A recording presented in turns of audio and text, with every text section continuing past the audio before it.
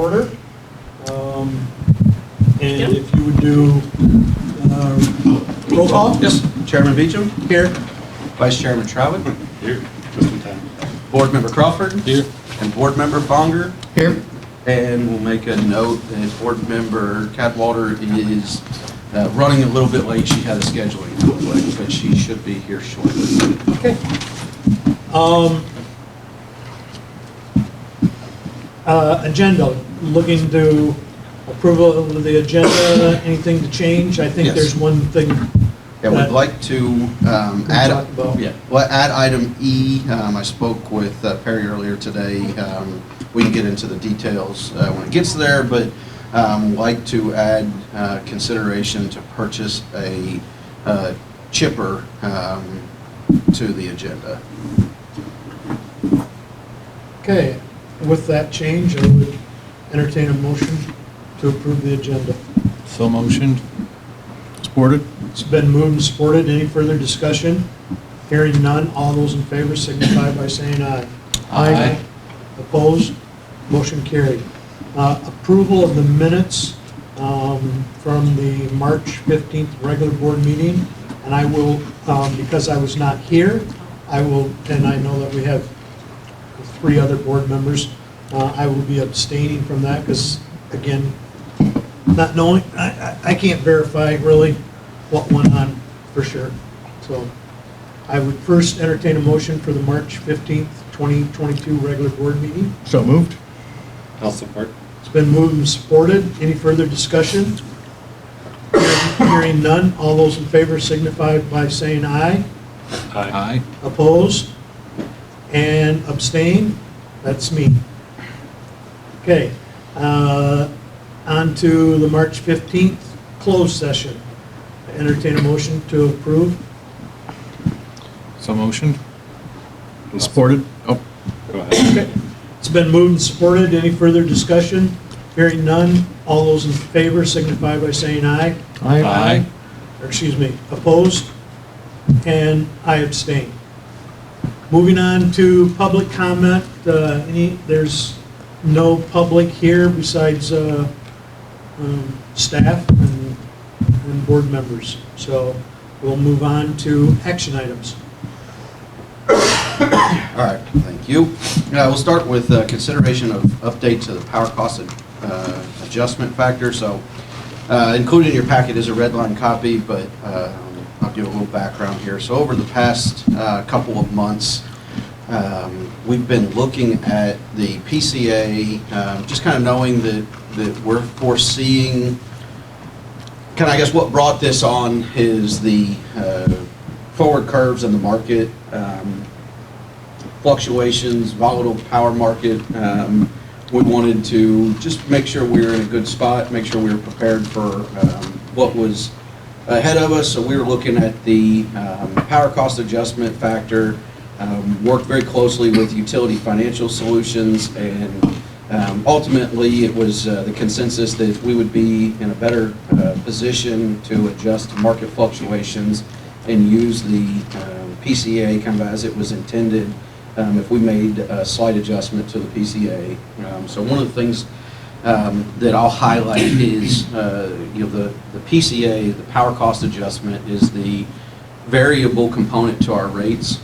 So one of the issues we run into is our rates are a fixed rate, and so we collect revenue on a fixed schedule, but our expenses fluctuate month to month and vary, with our biggest expense being our purchase power costs. So what the PCA does is it moves in conjunction with our power cost, as the name implies, and it maintains our gross margin, because anytime we develop a rate or we look at our revenue requirements, we have to make an assumption on what that gross margin is going to be, because that's ultimately what we have left to operate on and to function on. So the PCA, as power costs go up, the PCA slowly creeps up. As power costs go down, rates will ultimately go down. So it follows the power cost, the actual cost that we incur, and it maintains that gross margin, making sure we're never pinched and make sure we can maintain our plans, even though the market itself is pretty volatile and fluctuates quite a bit. One thing I will also note is this moves in both directions. It's not a protection of our revenue. It's as much a protection of our revenue. It's really a protection of the margin. So as power costs go up, that does get passed along to the customer, but as power costs come down, that's reflected in the end rate as well. So it's a protection of the margin, not necessarily our revenue. So it works as a consumer protection from the rate standpoint, but also works to protect the utility and maintain financial viability. What I'll also highlight here is the changes that we're proposing don't substantially change how the PCA is determined. The calculation stays relatively the same. We did incorporate a time horizon into it to make it so the proposed policy would look at a 6-month look back, and it would always be a 6-month rolling average. So by looking at a 6-month average, you keep from having big swings. It's kind of it smooths out your curves because ultimately we know that there's going to be seasonal fluctuations, but over the course of 6 months or 12 months, that those fluctuations all kind of balance out, but the rate ultimately moves with our power cost. But the biggest change with this rate is moving away from the end rate or the kilowatt hour rate being the policy to the calculation being the policy. And ultimately that end rate is the byproduct of, or the result or the output of a board would be the output of a board approved calculation. So it would give me and the staff and everybody more flexibility and make sure we're as responsive as we possibly can be. I'll note that this recommendation or this change is recommended by UFS and is also in alignment with how the major credit rating agencies like to see utilities look at or utilize a power cost adjustment. So if the board were to proceed with these updates, we would need to file the change with the city. It would need to sit with the city for 30 days, and then it would be active, and staff would take it, and we would start adjusting that power cost adjustment factor monthly, and it would be just a part of the monthly billing process. But happy to answer any questions or provide any more clarity, but it is staff's recommendation to approve the update to our power cost adjustment policy. Questions? Looks pretty straightforward. I mean, Well, I think it protects light and power, but it also protects our ratepayers also. In that, if we don't do this, if we continue to do it the way we're doing it, we constantly have a 3 or 4 month lag because because any changes that we do, we approve it here, then it has to go over to the council, goes over to the clerk, then has to sit with them for 30 days.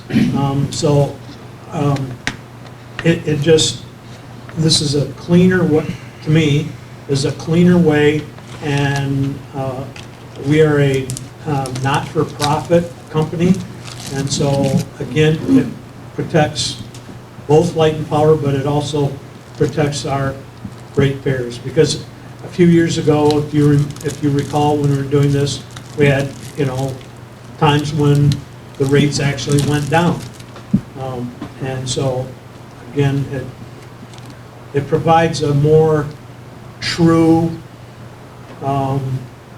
picture of what's going on financially with light and power and the ratepayers. So I'll just say that I think it's a good change. I got a question for you. Yes. When we do the system annual average loss, it's the L&B, the base rate recovery. those 3.9%, and the 0.5%, it's written in there. Do those change? Like on the L and the B, the definition of, Yeah, or how often do we update? We review, those numbers are fairly consistent. We will, really, so the B, I don't want to say it's not an arbitrary number by any means, it's based on average, but if our average cost does change, the PCA just covers that difference. That's more than anything, is the average cost is that starting point of an assumption on what you're going to pay, and then you build your rates off that. So if that, short answer is yes, we would update that if there was a need, but more than, there shouldn't be significant fluctuations in either of them. We've got our losses. I would say that we could cut our losses even more, and there's things that we can do as we make major system-wide changes, eliminating step-down transformers, things like that. We might see significant changes, but as part of our cost of service, we've got a policy that says we'll update our cost of service every 5 years, and our long-range financial plans and everything with UFS. This is something that would be looked at, and if we looked at it every few years or as part of that, then we could incorporate updates into that. But those numbers are kind of just placeholders. yeah. I wouldn't say they're not placeholders. They're current numbers. But I get what you're getting at, is if they change, do we have to change the policy again to reflect those changes? Or Because we're trying to, I mean, the point of this is to get away from a solid number. We're saying, hey, it's this, because then we're kind of stuck there unless every time it changes, we need to go back to the city, have it sit there, we have to go back to forward action, all these things that we shouldn't be. I would say that Necessarily do. this shouldn't change more frequently than we need to be looking at our rates anyways. Okay. So at that point, it wouldn't be a standalone, hey, we need to update this. It's kind of a benchmark, but that 3.9% has been a fairly long-standing, close to average. It fluctuates month to month anyways. But yeah, I get what you're saying, is if we're trying to make it a pure calculation. Or is there even a way to define it, to make it a pure calculation? I guess my question, would you change the definition to have it be? I would look at how material a change is in our losses to the rate, and knowing how, without getting into the weeds of the calculation, knowing how it works in. I'm speaking off the top of my head. I don't know. I don't think we could. I would not anticipate a material enough change that would initiate a revision of this policy. It's more or less, hey, are we still accurate? Every 5 years, are we still in that 3.9 range? Because I don't see it getting below. We might cut it to 3.5%. I don't know, Casey, you've done. I don't know what. I mean, 3.9% is a pretty good number for losses. Yeah, I think I think you said it well. It's the frequency of when it will change, or how system projects will affect that number. I think it's very it's kind of a long-term change, whereas we do system projects, upgrade voltage, get rid of step-down transformers, or simply reduce load across them. Long-term there will be a trend down in losses, but it's not going to change every year. It may change every 2 or 3 or 5 years. And if it does change, it's going to be, maybe 3.8%. Which ultimately is not calculations. material in the end use. It's material in terms of, if we could cut 0.1% in losses, yeah, that's great from an operational standpoint. From the impact on the rate, it's not. It's very de minimis. Yeah. So does the, I learned that from an accountant. That's why I used it when I was, that's an accounting term. Material de minimis. So does L even factor in? Because if the sales are estimated by dividing by 1 plus L, and then you multiply it by 1 plus L, you're basically canceling it out.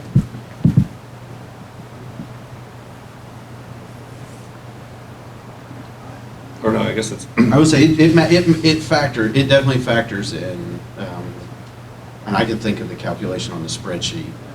oh, I got it backwards, because it's actually 1 plus L squared.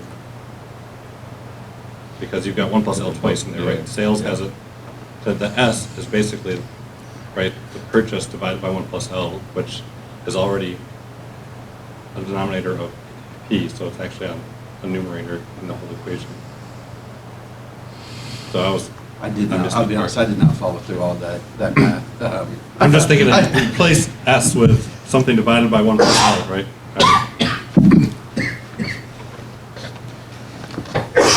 Sorry, I did take a COVID test today.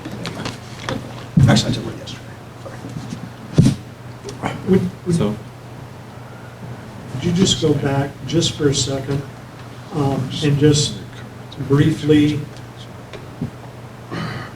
not for, it's for our audience, when you're talking about annual average losses, because I think somebody might be, I'm assuming that's what we lose, the electric that's going, whereas somebody might be thinking of, oh, we write off our losses because, we spilled some electricity somewhere. well, because somebody didn't pay their bill or bad debt or anything, that's. Now, losses are an operational loss, so it takes, and I'm going to start and look to Casey a bunch, but losses are essentially the difference between the number of kilowatt hours we buy on the market and what we sell.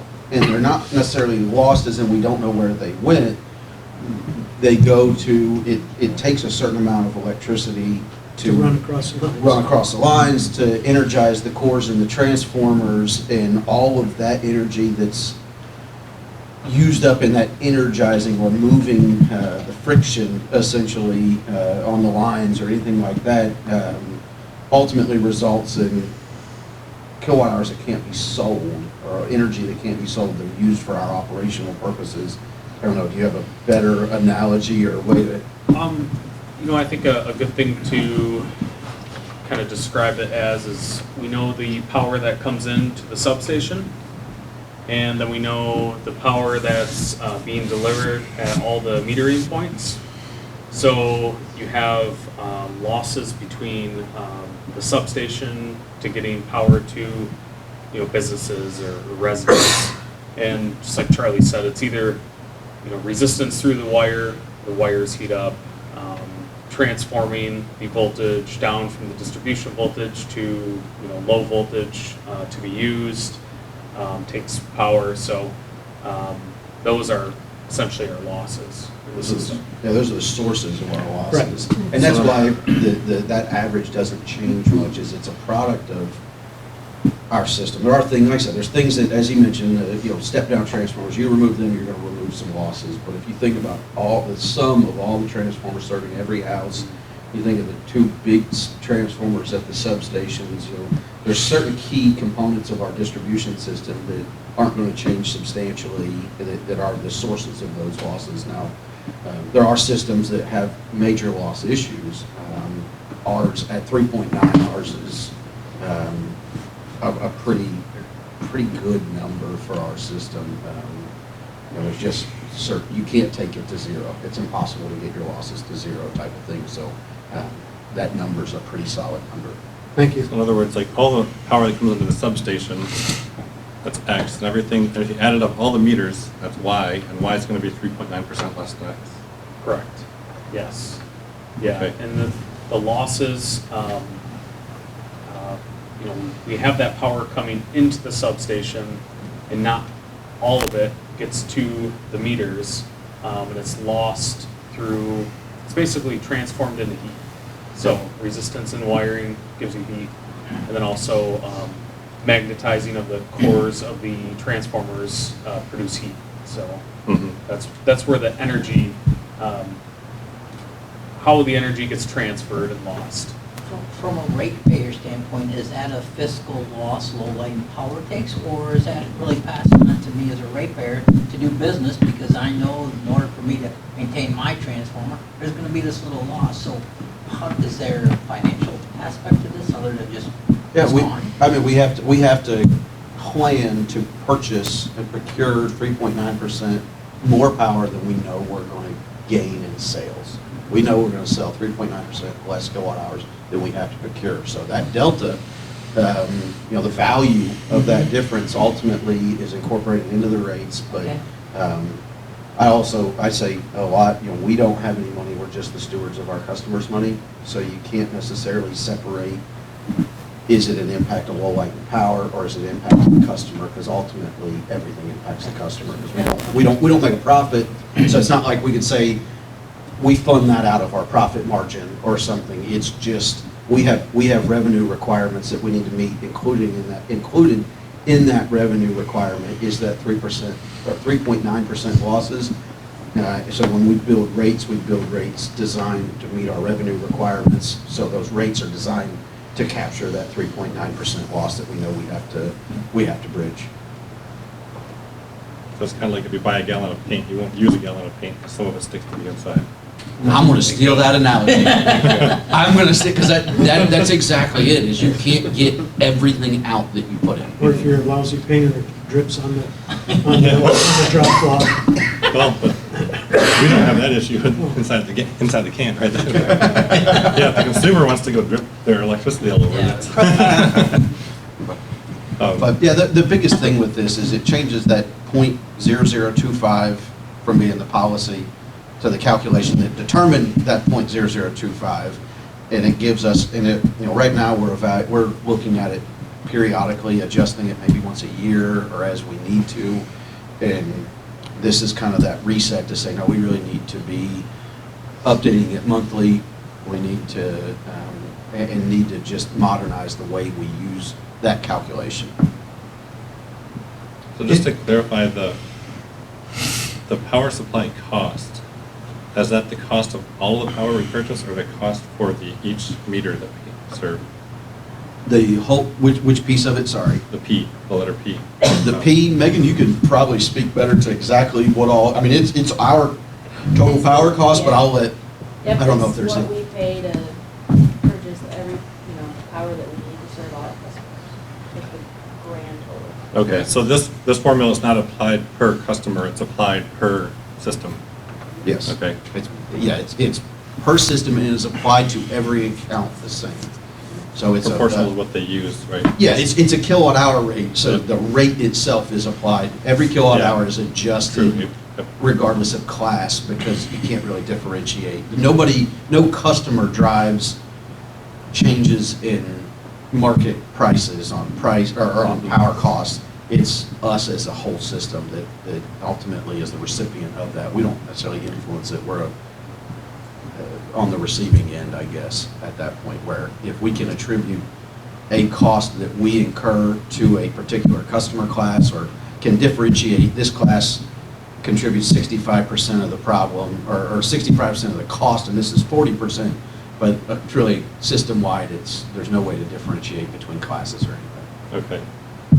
And then those two constants that I was talking about, the L and B, so those are the actual numbers we're using. We're not using like a calculation of annual losses, right? No. So it's not like 3.916, it's 3.9 is what's going into the, Yeah. okay. And even though our actual may be 3.916 or some number, we're just saying it's going to be 3.9 until we change it. Yeah.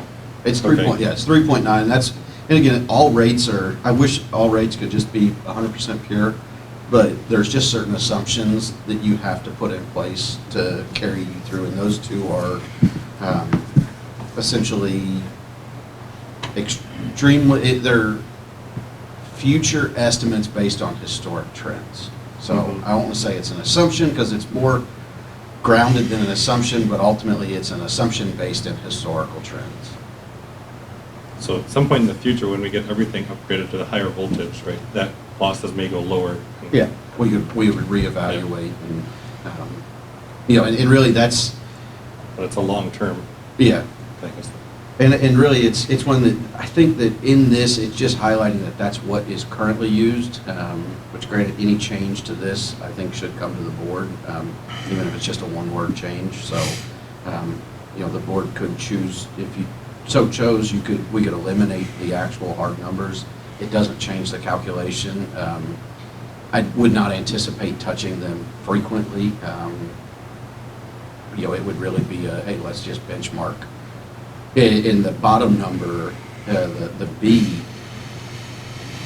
is essentially the assumption that was used to build rates. So if that goes up, it was that assumption to build the rates and determine what your revenue requirement is. So as that goes up, the PCA naturally goes up. That's the function of it. It's kind of a self-fulfilling prophecy that that number won't be accurate. That's why we have a PCA. But it is a historical average. It's a baseline to start building your rates from to determine what your gross margin is going to be on that kilowatt hour sold. So using those values minimizes the size, the magnitude of the PCA, right? Yeah. Because if you were to use something like 8.9%, then we'd have a really crazy.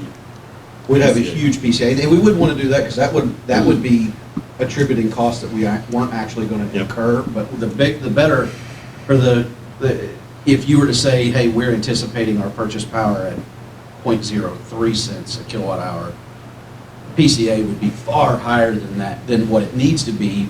But ultimately, the end rate is still the end rate. It's just a matter of how is it chopped up in the PCA versus the base rate. It wouldn't be accurate because there's more theory and philosophy into rates and what you're trying to recover. But the end rate would ultimately be the same regardless of what that number is. But that is a historically based assumption or projection. Okay. So sorry to keep asking questions on this, it's just understanding the equation, but for the letter S part, right, kilowatt hours sold, could we not just simply add up the sum of every meter? That's what we're doing. That's exactly what we do.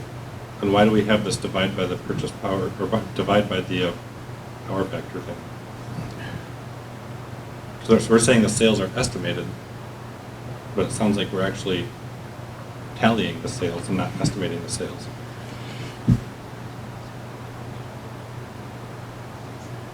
Estimated by dividing kilowatt hour purchases. And this, I'm sorry, this is the words we've been dealing with a spreadsheet, and the spreadsheet makes sense. So it's P. So what that's doing is your S is still the way that your S is still your number of kilowatt hours sold, but they're trying to get it that P divided by S is P divided by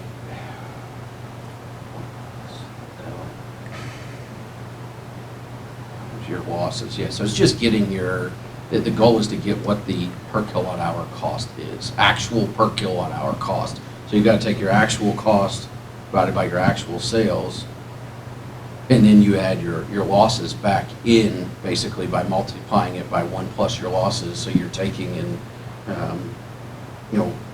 putting your assumed losses back into the equation because you need to capture your PCA on power purchase, not power sold. So basically what that's doing is backing into what's the number we need to So you're saying that Yeah, P is kind of like what we paid to get all this power to the substation, and S is what we charged everyone for that power that we got at the substation. But to get to that number, you have to take all the power we actually gave them, add in that system efficiency aspect, and then say, okay, now here's the ratio of what we paid versus what we sold that same power for, right? Because we took all that power at the substation, divided up to everybody and sold it, but we only measured what we delivered, not what we actually sold. And try to get back to that purchase number, not sold number. And if you want, I'd be happy to break open the spreadsheet, not at a board meeting. It makes more sense if you want to sit down and run through the spreadsheet, and you can start to see, because it's it's 160 rows or something. It's a really extensive spreadsheet, and I should be more knowledgeable on the words here, but we dug so much into the actual calculation and how do you take our real costs and get to a number. Not necessarily how do you put it in words, I guess. Yeah. This is, I'll be honest, this is what UFS gave us to say, here's the line, here's what captures it, and I reviewed it, and apparently not in the same to the same scrutiny that you did, because I'll be honest, I'm not 100% prepared to follow through on the conversation 100%, but I'd be happy to sit down, Meg and I can pull it up, and we can kind of run through how she does it, and then how we ultimately get to that end rate. And it does follow ultimately this process that's here. It's taking that purchase power, dividing it by our number, the actual sales of kilowatt hours. That gets our average sale price, or average cost of kilowatt hour sold, I'm not going to try to go down that path. Sorry. So that's the price sold of the purchase power, not of the power delivered. Yes. So that's why you have that factored in. You got to factor that back. You got to make sure you're collecting the money associated with your losses, since you're not collecting it, or you have to collect Right. the PCA. We incur costs greater due to the market or fluctuating energy prices, greater than what the customer ultimately sees. So we need to factor in that delta between the two to make sure we're staying whole financially. Yep. Yeah, whatever makes us responsive to a more dynamic market, I think, in the end, Yeah. service us better. Okay, I don't think you brought enough cough drops there. Oh, I'm struggling, I'm sorry. so I would entertain a motion to update our power cost adjustment, PCA, with this formula. So moved.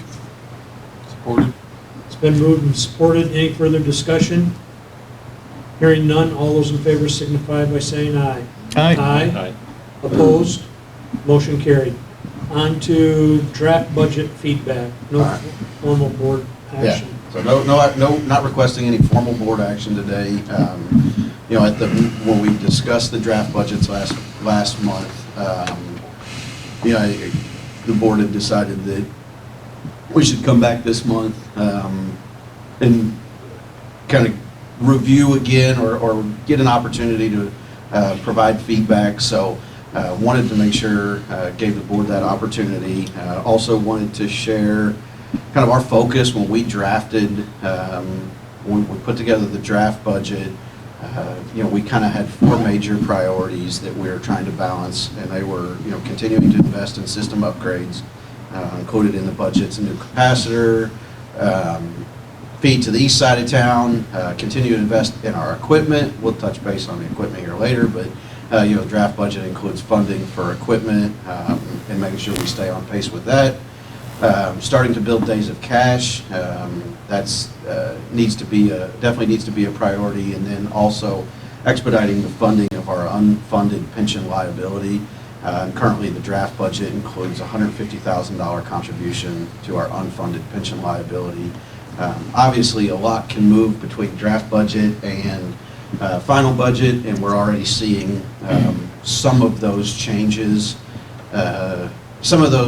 Changes coming to light, as we always know there's going to be. So things can definitely change, but wanted to give the board an opportunity to provide feedback and some guidance as we look to wrap up the final budgets and bring those before the board next month. A couple of things that I did want to specifically ask for, get feedback on, are included in the board packet now, or board packet in the budget right now, is some money to bring in, or the funds to hire a facilitator to update our Lowell strategic plan. This budget amount is based on bringing hometown connections back to do and get an industry specific understanding, helping guide the process. But it is a pretty costly endeavor. It's about $25,000. Involves multiple site visits here, so it's a pretty costly endeavor to take on. I see a lot of value in that strategic plan, but with the strategic direction really coming from the board, wanted to give the opportunity to specifically give feedback on that, and also wanted to get feedback on the engine room. I think there's an opportunity to continue making progress on the engine room. But the section that's left is going to be material intensive in terms of steel and making sure it's structurally sound, because we do have to maintain that occupiable space. So we don't know exactly what the cost is going to be to do this, and I don't think anybody could tell us what the cost is going to be to do this at this point, but right now it is not currently in the budget, but I think if the board wanted, we could put some money in the budget and see how far it went, but without an imminent need or plan for that space, I wanted to give the board the opportunity to give some feedback on the direction and pace at which we continue to work on the engine room. So with that, I will turn it over to the board, but I think specifically the topic that drew a lot of attention last month during the draft budget was the plan to expedite funding of our unfunded pension liability. And included in your packet is this document right here, and on the right there, that chart on the right is it's a ballpark figure. They wouldn't, without paying to send it to an actuarial, they weren't going to stand by any firm numbers, but as you can see, what we did is we had them project out our standard course and what it looks like to be fully funded by 2041, I believe, or 2040 is when they said we need to be. That's the plans now. We asked them for a 12-year amortization, a 10-year amortization, and an 8-year amortization. And what would it take to get to each of those numbers? So, as you can see, this upcoming year we're looking at somewhere around $240,000 in annual contributions. If we take and put another 150 on there, we fall somewhere between that scenario 2 and scenario 3, which are the 10-year and 8-year plans. So with that, I'll hand this over to the board for any feedback. Well, I'll start. And again, I was not here at the last board meeting, so I didn't, was out of town. So I haven't, so my first knee-jerk reaction is not spending $25,000 on a strategic plan, but I'm saying knee-jerk reaction because I haven't thought about it, and I'm going like, well, I'd like to take that $25,000 and put it in the engine room, or put it here, or put it, upgrades and everything. And I'm sure, I guess it's the things that you don't know. I'm sure probably a company come in and things that we haven't thought about. But I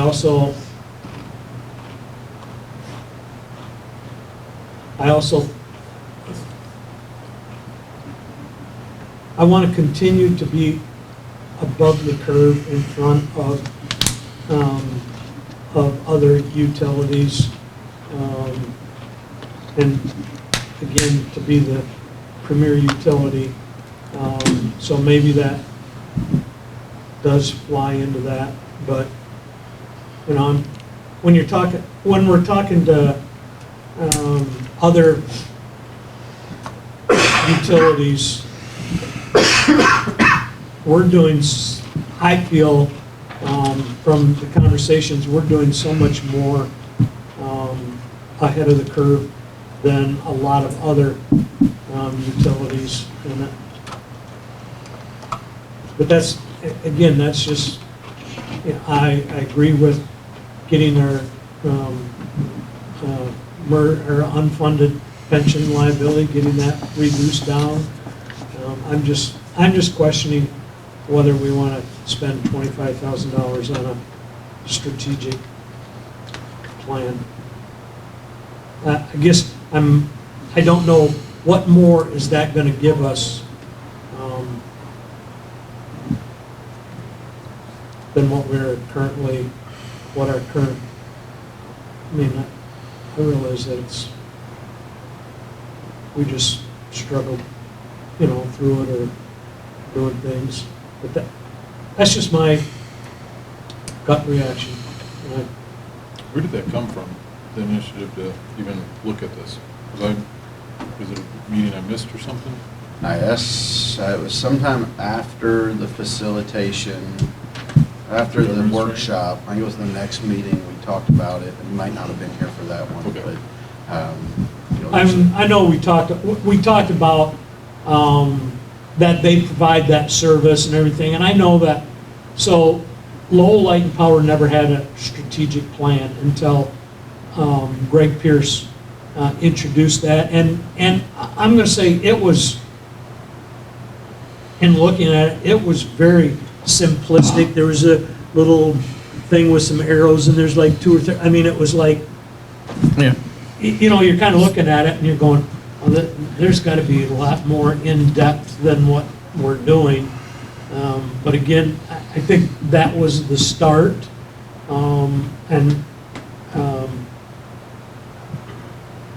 Again, if it was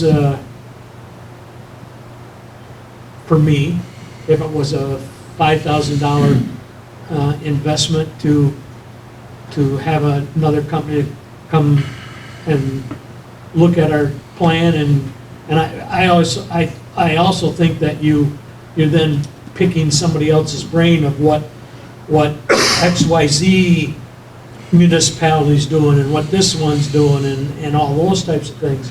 I'm just not excited to spend $25,000 on it at this point. I mean, and again, that's just, it's not thinking through the whole thing, it's just hearing that number just now and going, man, because a lot of times I think when you have studies, I look at it like a strategic plan, kind of like studies, and you always, people pay for these studies, and you're sitting back and going, we already know what we want to do. It's kind of like, I don't know. That's just where I'm coming from with that issue.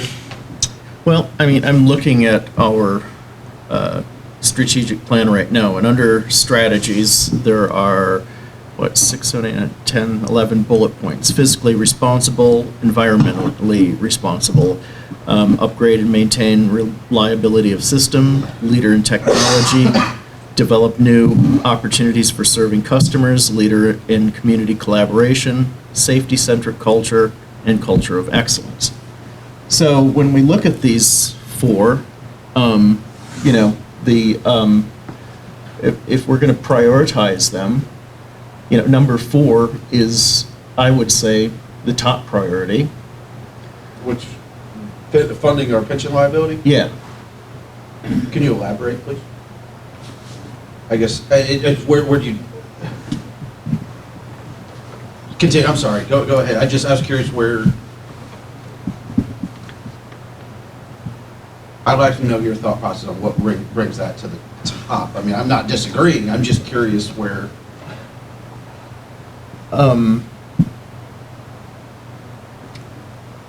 Because it is a significant thing that we are facing. It's the most significant, I believe, of those 4 things.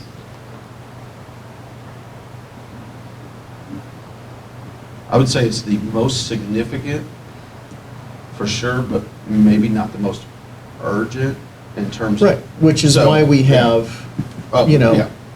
over time. I mean, it's not like we need to do it. Yeah, today, yeah. Today, And that's tomorrow. good, because we can't. Right. No. So, well, thank you. I mean, Yeah.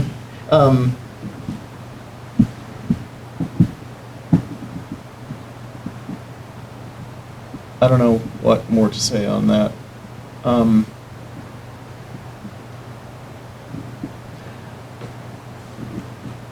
Looking at the engine room, what's the priority on that, I think about. And it can sit there, right, it's not going to change anything unless, I mean, there's no pressing need to use that area. We don't have an initiative that's driving us to use that for any urgent reason.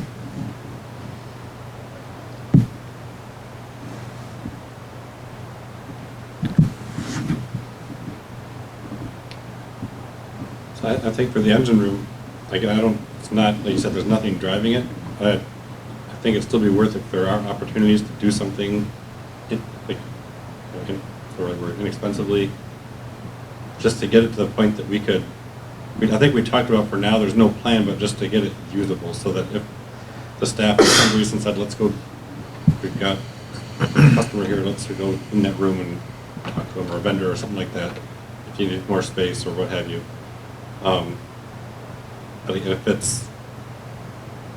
if the cost is huge and likely to go down soon, then no point in rushing it, right? I won't say, If it's I won't say likely to go down soon. I'm just, so Right. what brought us to this point is, last year we put some money in the budget. By the time we were saving it for winter work. By the time we really were able to dive into it, it was clear that our budget had been blown almost immediately. So we chipped away at it. Ryan and the guys did an awesome job doing what they did with what we put in the budget. But we thought we were going to get a completed floor. We were having this conversation last year. We thought that money would do a completed floor. It should at that time was going to put a completed floor down, and it would have got a usable space. But I guess the question becomes, does all the changes that we're being impacted by change our process and change our thoughts on it? And we thought we could do a full floor for $35,000-$40,000, and now it's going to turn into probably double that. Does that change the board's approach? But I do think we could budget and work into the budget funds to tackle that piece next year, but we don't know what the costs are going to be, because it's going to rely on steel. And I think Brian, you'd said steel costs on that steel decking had gone up quite a bit, but on that section, but we were able to still fit in the budget because the money that we were saving to do it in-house or in our own labor, helped bridge that gap, and we were able to save on the labor side, but material side had gone up. And I don't know what materials have continued to do, but I know what other materials have done, and they've continued to trend upwards since we got that. So I don't know where we would actually be at this point. So I guess the flip side of that is if the costs are going to keep going up, then maybe it's more urgent. So, I mean, there's only so much we can do to predict the future on that. But I guess the other thought I had on that, though, is that, on the other hand, if we're going to try to wait for things to get cheaper, well, how long do we wait with a partially incomplete space that we want, that we could use but can't really use because it's not usable? And there's that concept of just don't leave something half done, right? Yeah. Because then it just attracts people, or it just occupies mental space that you guys could use elsewhere, right? And so I guess that's where I'm at, is that I don't want to be exorbitant about it, but I don't want to just ignore it. So if we're not going to budget to finish it, let's at least try to do something with it so it gets closer, so that when we get the opportunity to actually finish it, it's at a point where we can bridge that gap and actually do it. But we could come back next month with a couple scenarios. I'm going to ask Ryan to We can easily do that. dig into it and say, hey, this is what we think it'd be to finish it. Finish the floor. Finish the floor, get that in, and it may work. I can tell you, there's been a lot of movement already in the budget. Some projects that have come in cheaper than we anticipated. Some projects are coming, we're anticipating projects coming in higher than originally included in the draft budget. So there's already some movement, but I think when we talked last, it was, we could say, but determine the number that the board's comfortable spending, and saying, what can we do for $20,000? And if we can get creative, or we can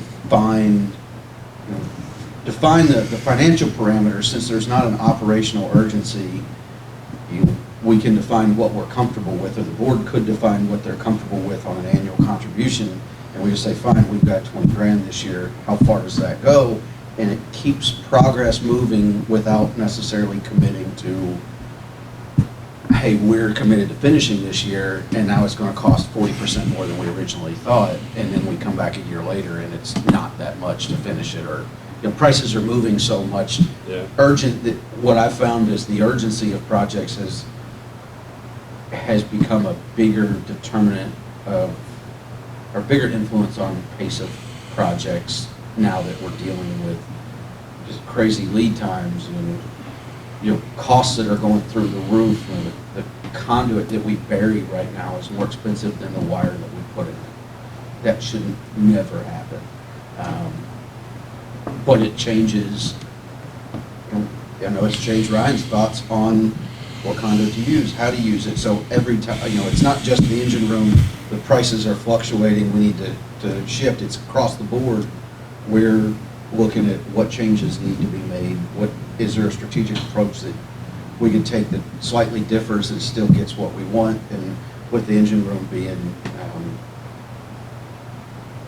you know, really a board, kind of board direction has set us on the path we're on. I wanted to make sure the board had that where, you know, operationally, Ryan and I decide, you know, can sit down and decide what adjustments we need to make to stay, you know, in a good financial position, or make sure we're still efficient, or whatever.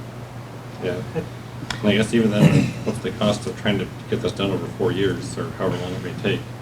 I mean, that's just a lot of labor effort, so to speak, of just managing that process versus spending an extra $10,000 to do it now, or whatever. It's hard to know without the cost, I guess. But then I think the same goes for the strategic plan. I think that's important, but $25,000, if that's the true cost, that does seem kind of high for consulting on the strategic plan. It's kind of high, but, you know, just even applying that to this situation, just think if we had a more comprehensive strategic plan that we could refer to, that could give us the answers on how to move forward. And would that investment actually save us money by having that knowledge, by having those priorities already in place? Yeah. And look to that and be able to make the decision and move Well, on. that's the thing, is I do think it's important. I don't think we should put off that, you know, the strategic plan update for the facilitator. But I guess I just question, is $25,000 really what that cost to do, or is there? Can you shop that out? Yeah. Other places?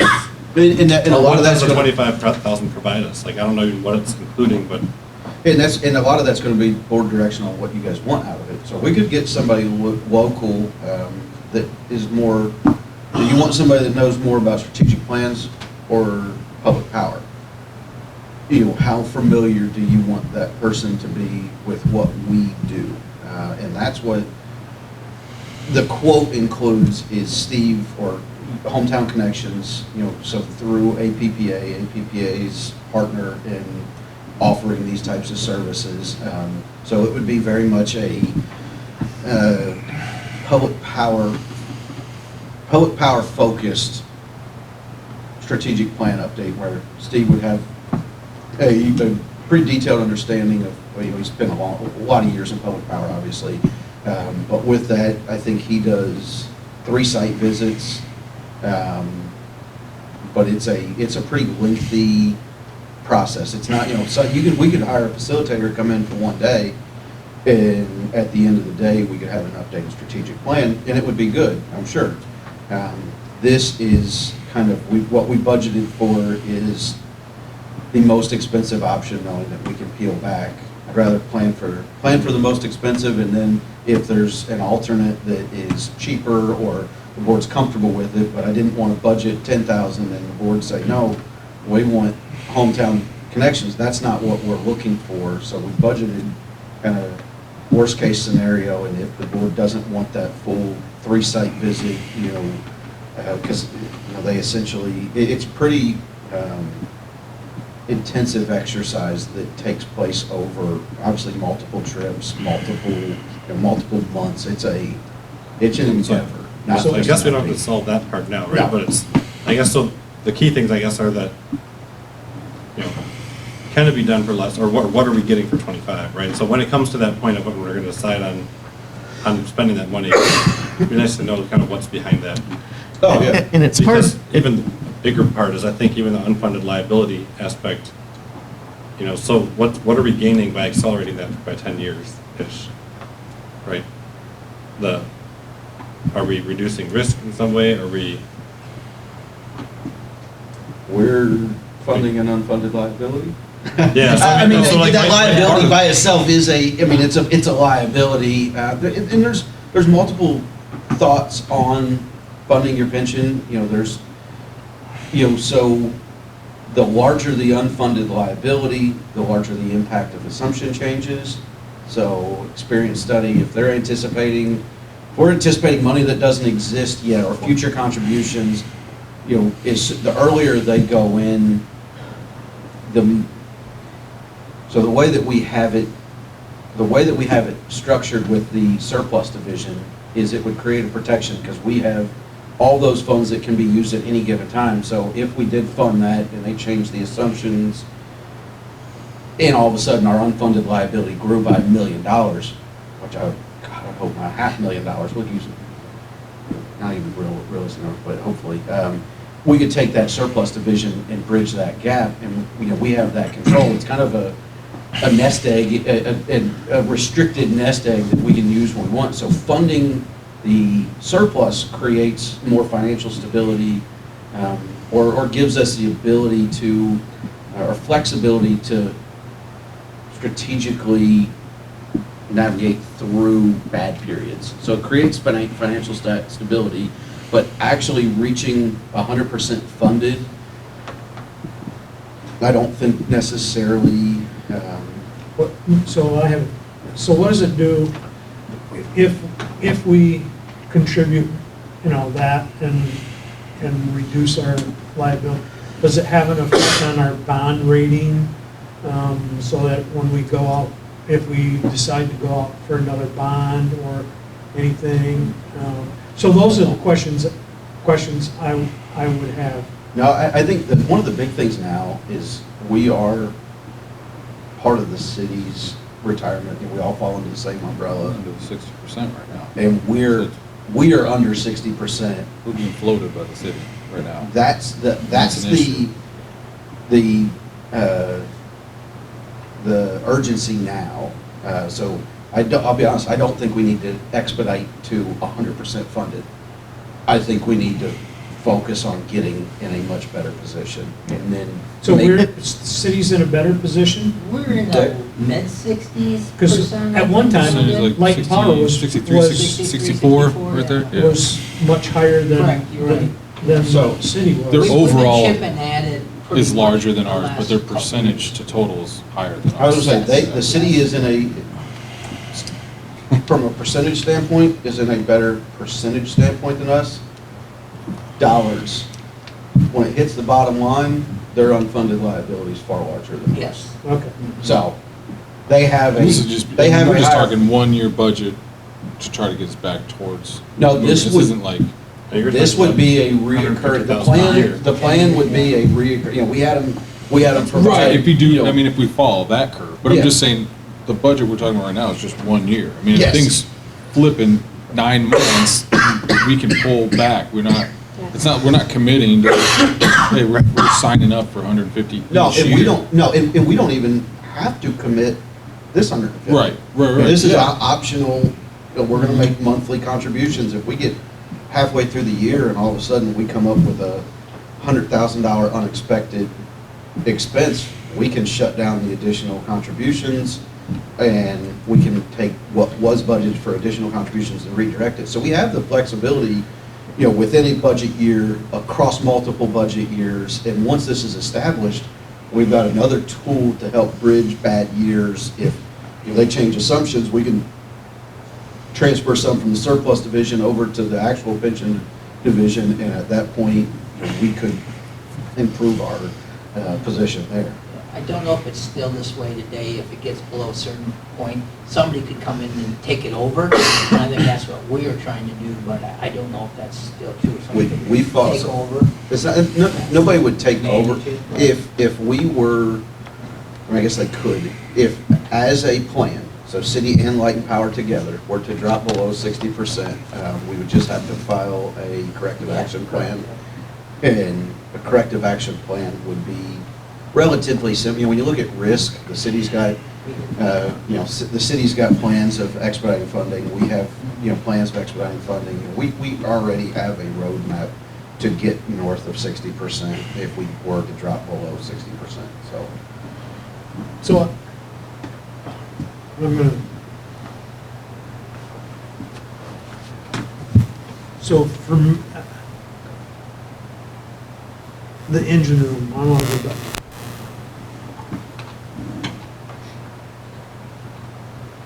I see a need that so I personally would like to see us move faster on the engine room.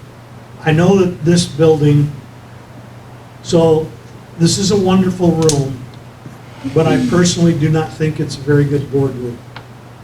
I think that, and I don't know if that's the reason that we don't get people or whatever.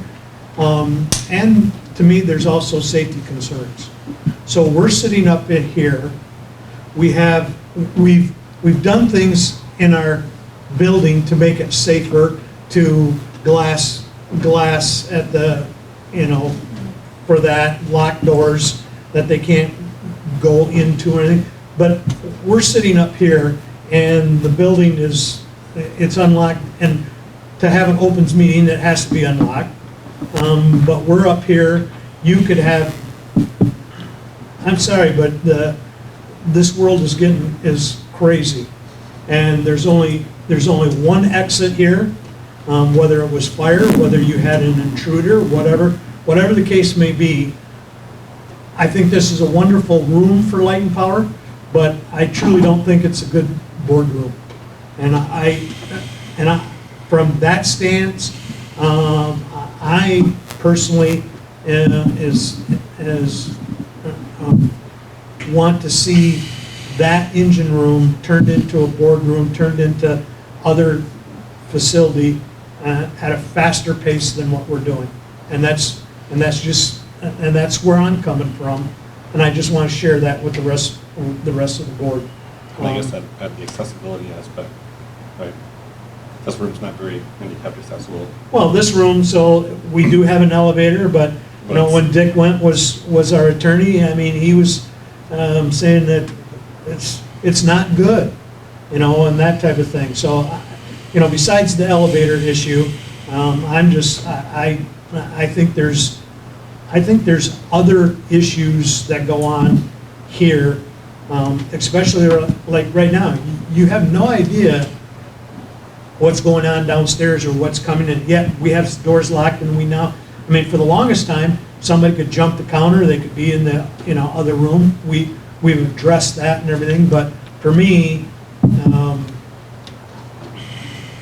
I think I want to see our engine room, whether it's all of it, a portion of it, or whatever, turned into a boardroom. The other is, so when we do have guests and we're here and we're addressing, having a conversation, unless we never have, or at least I don't, have very good eye-to-eye contact with guests that come in and everything because of the way the boardroom's set up. I just think for us to go to the next level, I think I would like to see that more of a priority, whether it's a 2-year plan, a 1-year plan, or whatever. But again, that's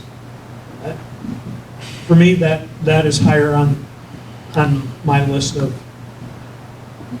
I don't like the idea of 0 going towards that. I think you have to, and that's why I'm asking, like the whole bonding thing of, whether I don't know. I know it probably doesn't have a lot of day-to-day difference in our ratepayers and everything, but I'm not going to beat a horse to death, but that's. we have been offered the city chamber if we wanted to. But there. that creates its own, I think that creates its own difficulties for our staff and everything, of having to take, you know, transferring, because you don't have your computer, you don't have things that you might need, or you having Fair enough. load the cars up and take everything over there that we might think we might need or whatever. Yeah, I understand that, but, so, anyway, that's, when you're talking budgets, that's something that I would, and it, you know, so.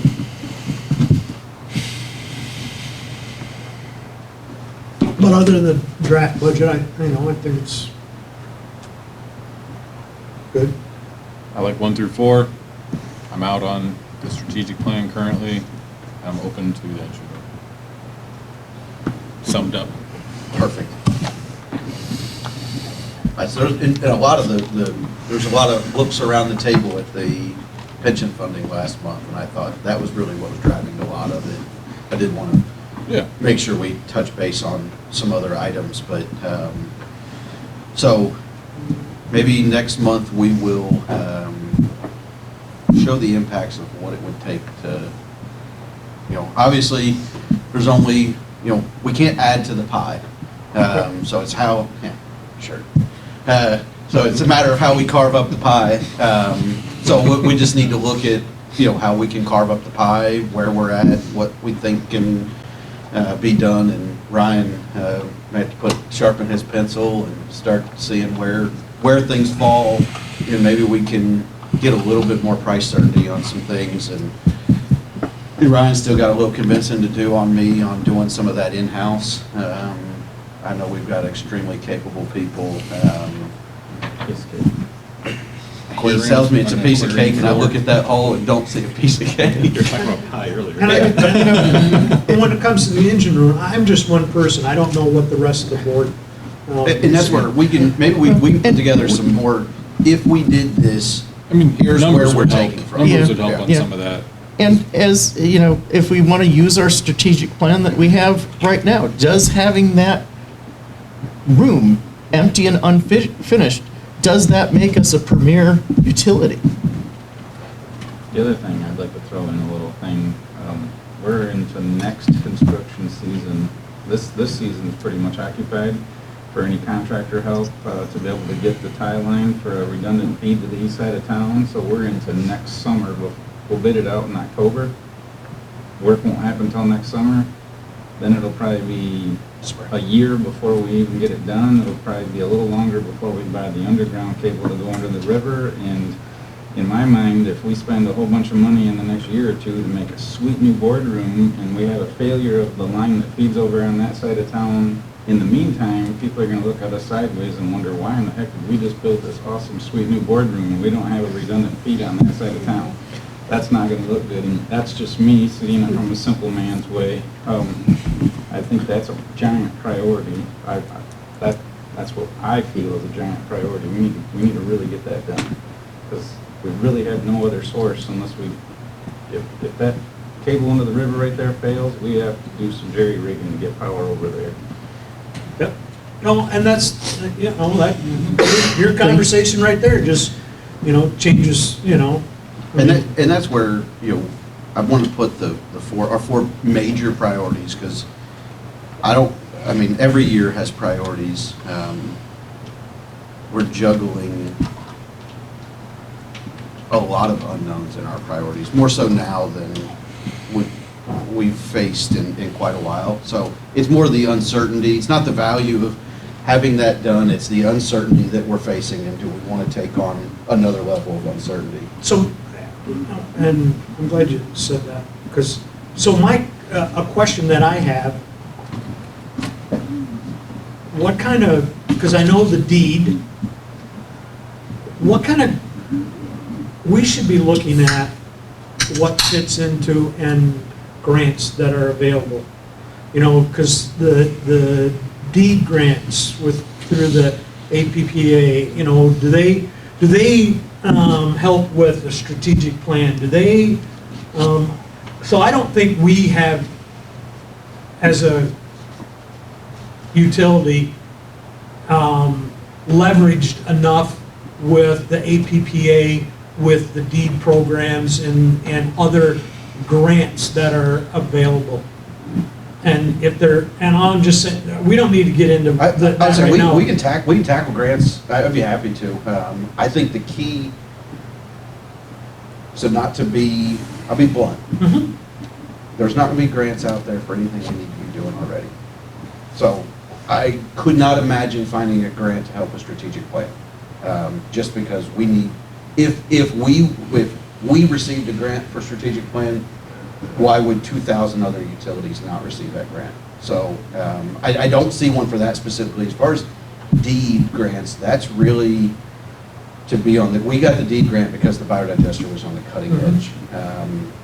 I think there's probably a little more hesitation now to be on that bleeding edge of technology. So leveraging the deed grant is going to be difficult. And I don't think we should design projects to get grants. We should have projects in place and find grants that are available if possible. That's what the focus on grants is the IIJA, the Infrastructure Investments and Jobs Act. Because I've questioned, what grants are out there. Can't we get them? I've talked to peers here, elsewhere. Well, I'm just looking at the, Utility grants are very difficult. Outside of the IIJA, there are very few instances of utilities. Norway leveraged a grant to get a electric, an EV, I think it's a DC fast charger. We got the deed grant. well, I'm just looking at, so the APPA magazine that just came in the mail yesterday, looking at that, I mean, there was all these things of millions and billions of dollars that they were talking about that's if I had not known exactly what they're talking about, my guess is every bit of grant focus or grant, literature or any communications have all been focused around the IIJA, and all the grant funding that's going to come out of that. And I think we'll talk about that later. We talked about it some this week, but I think we're pretty well positioned and are looking to improve our position in being prepared for IIJA grants. But I think we're far more likely to get an IIJA grant of some sort, and that free up capital that can then be reinvested elsewhere. Engine room, expediting the feed over here. I'm hoping to leverage the IIJA to hopefully stretch our money and expedite some of our plans. But I was talking with a fellow general manager at a much larger Michigan utility, and who's been in the business for much longer than me. And he said, I used to count on grants, but after 30 years of not getting them, I stopped counting on them, which was not encouraging because the IIJA being announced, I'm very optimistic there. And he was far more optimistic about that, but the other pool of grants are typically extremely competitive and difficult to justify the amount of money you have to put into it and a slim chance of getting anything out of it, because you typically, I just got a quote from, or just some ballpark figures, you're going to pay a consultant over 10 grand to file and submit a grant and manage a grant for you. So, and just the exploratory work is a large percentage of that. So if you never get the grant, over half of that's gone immediately. And, talking to other counterparties, there's a lot of wasted money. Not wasted money, 'cause as soon as you get one, it pays off.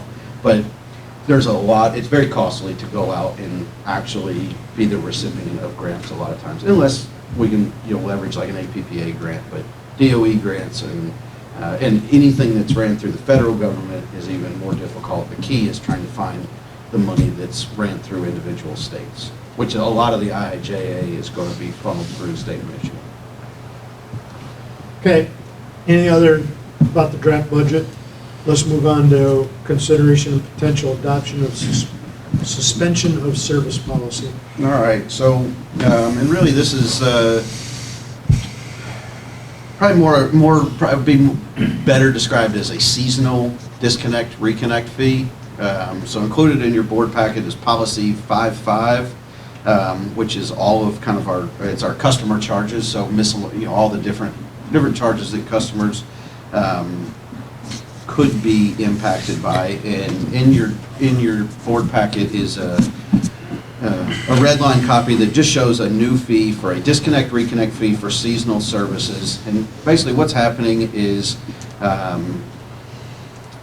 this is something that we've identified as potentially a hole in our policies, that the way our policies and our fees work now, a customer could theoretically, currently we have a couple customers that do this regularly or seasonally, but you can disconnect your service and for no cost, reconnect your service with no cost, as long as there's not a new account being established or a new customer coming in there. So what customers are able to do is circumvent monthly customer charges by just having their service turned off. But ultimately, we're not going to go remove our infrastructure, take our poles out, take our wires out, take the transformers. So essentially, they're paying that fee is really a readiness to serve fee in that customer charge. And we remain ready to serve that customer basically, but they're not paying any sort of cost to have that benefit of essentially having standby power. So we reached out to other munis in Michigan, reached out to UFS, asked them kind of how do other utilities that handle this more frequently. You look at some of the shoreline communities and communities further north, they deal with a lot of seasonal services. And kind of gauged how to, how others are doing it, so we know kind of what's in line, and how we might go about strategically filling that gap in policy that would enable somebody to retain the benefits of our service without actually paying for it. So we developed a cost-based fee that's essentially the time that it takes in our actual cost to go out, physically disconnect that service, come back, and then ultimately go back and reconnect it in the spring. And we came up with a fee when you look at truck, labor, administrative fees, sitting at it was just right at $110. So we are proposing a new fee for seasonal disconnects and reconnects for customers that exceed 1 month of being disconnected or one billing cycle. We wanted to give that caveat because we don't want to discourage customers from disconnecting for a day or 2 days. If they need to replace their main pan, their breaker panel or something, we need to be there to provide that service. They're not doing that to circumvent their required contributions to, or what would be an equitable contribution to our O&M cost to maintain the system. So it would just be a new fee for customers that wanted to seasonally disconnect for more than one billing cycle. And it really only applies up to about 6 months. After 6 months, it's kind of like, they've got to get re-inspected, and it kind of starts a different process after 6 months. So it really would just fall in that seasonal disconnect. And we've had a couple customers that have done this, and staff dealt with this multiple times. And I think it's been handled potentially differently in the past, or not necessarily differently, but depending on who gets the phone call, what information that customer hears may be different. So we're just looking to the board to provide some guidance and adopt a fee that would clearly define how we need to handle this situation as a utility. So with that, I'd be happy to answer any questions or provide any additional clarity.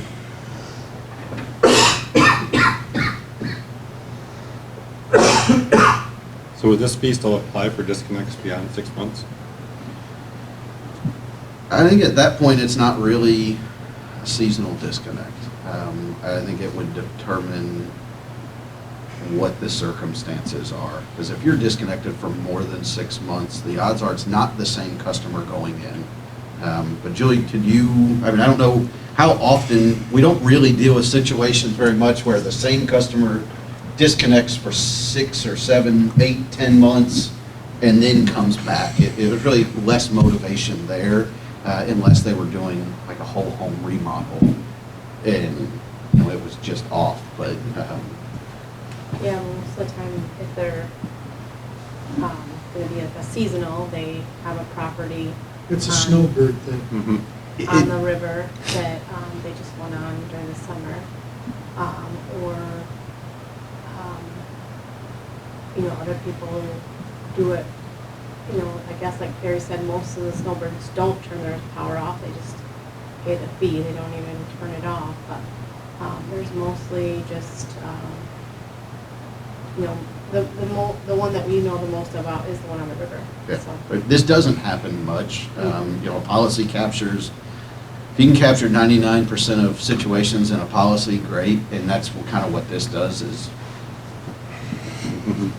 we deal with so few of them. It's just a gap. There's a gap in our policy that we just staff didn't have guidance on how to handle it.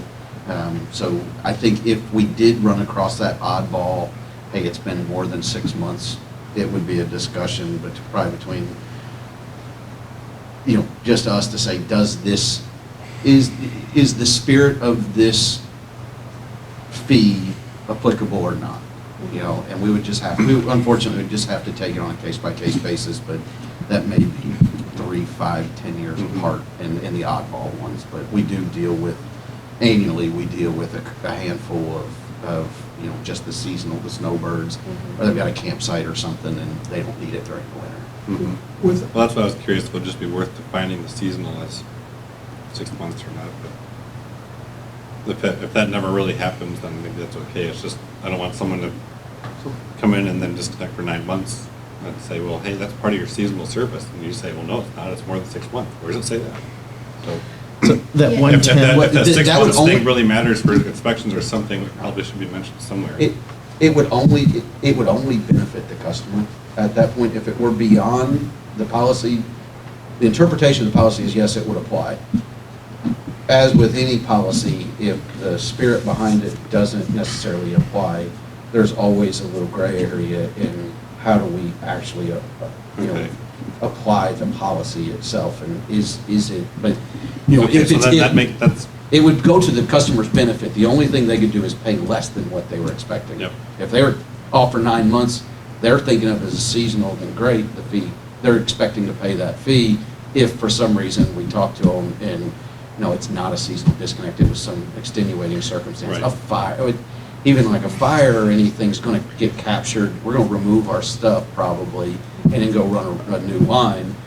And we do that, that turns That's into a separate, new yeah. service, and other policies pick up, our aid to construction Yeah. policy picks up, and we're gonna run that at no cost most likely anyways, because it's not gonna exceed the amount that we allot or are willing to allocate towards the new service. So most services, when they go off or when they switch names, the meter's not disconnected, it goes from one person's name directly to the other person's name, so. That makes sense. So in this, does the actual meter have to be pulled? Yes, I don't think this I mean, specific one. So I'm just asking that because again,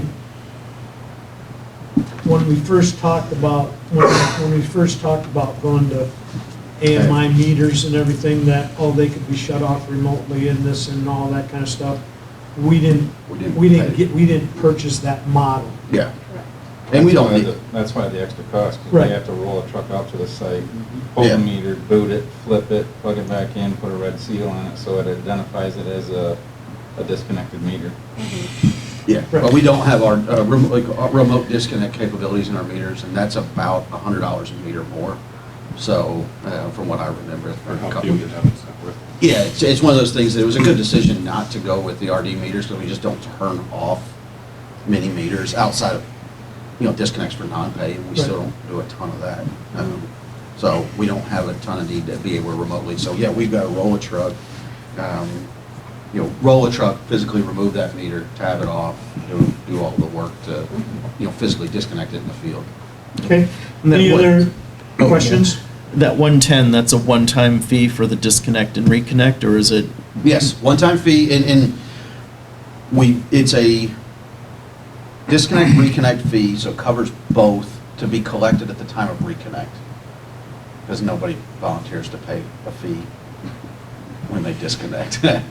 They don't have a need, they don't have much of a need at that point. Basically what somebody's doing, and correct me if I'm wrong.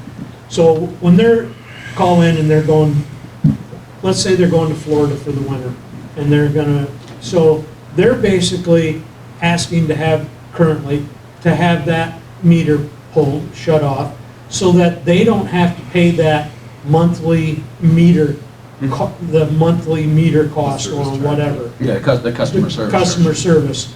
And that's what that's basically what they're doing, is skirting that, we basically still have that cost involved in that we have the lines to them, they're still ready to serve, That's the that key. type of thing. So again, how I'm looking at it, they're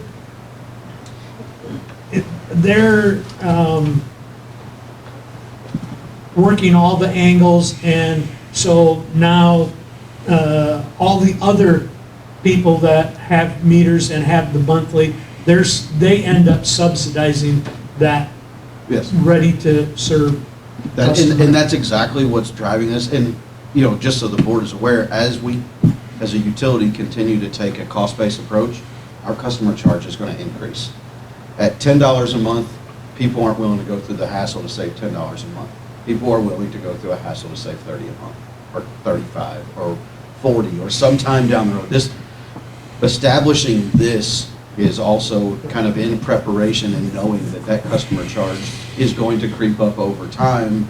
And we've, adopted a cost-based approach, so the anticipation would be that customer charge would follow that cost-based approach. So as it continues to creep up, we create a natural incentive to try and find ways to not pay it.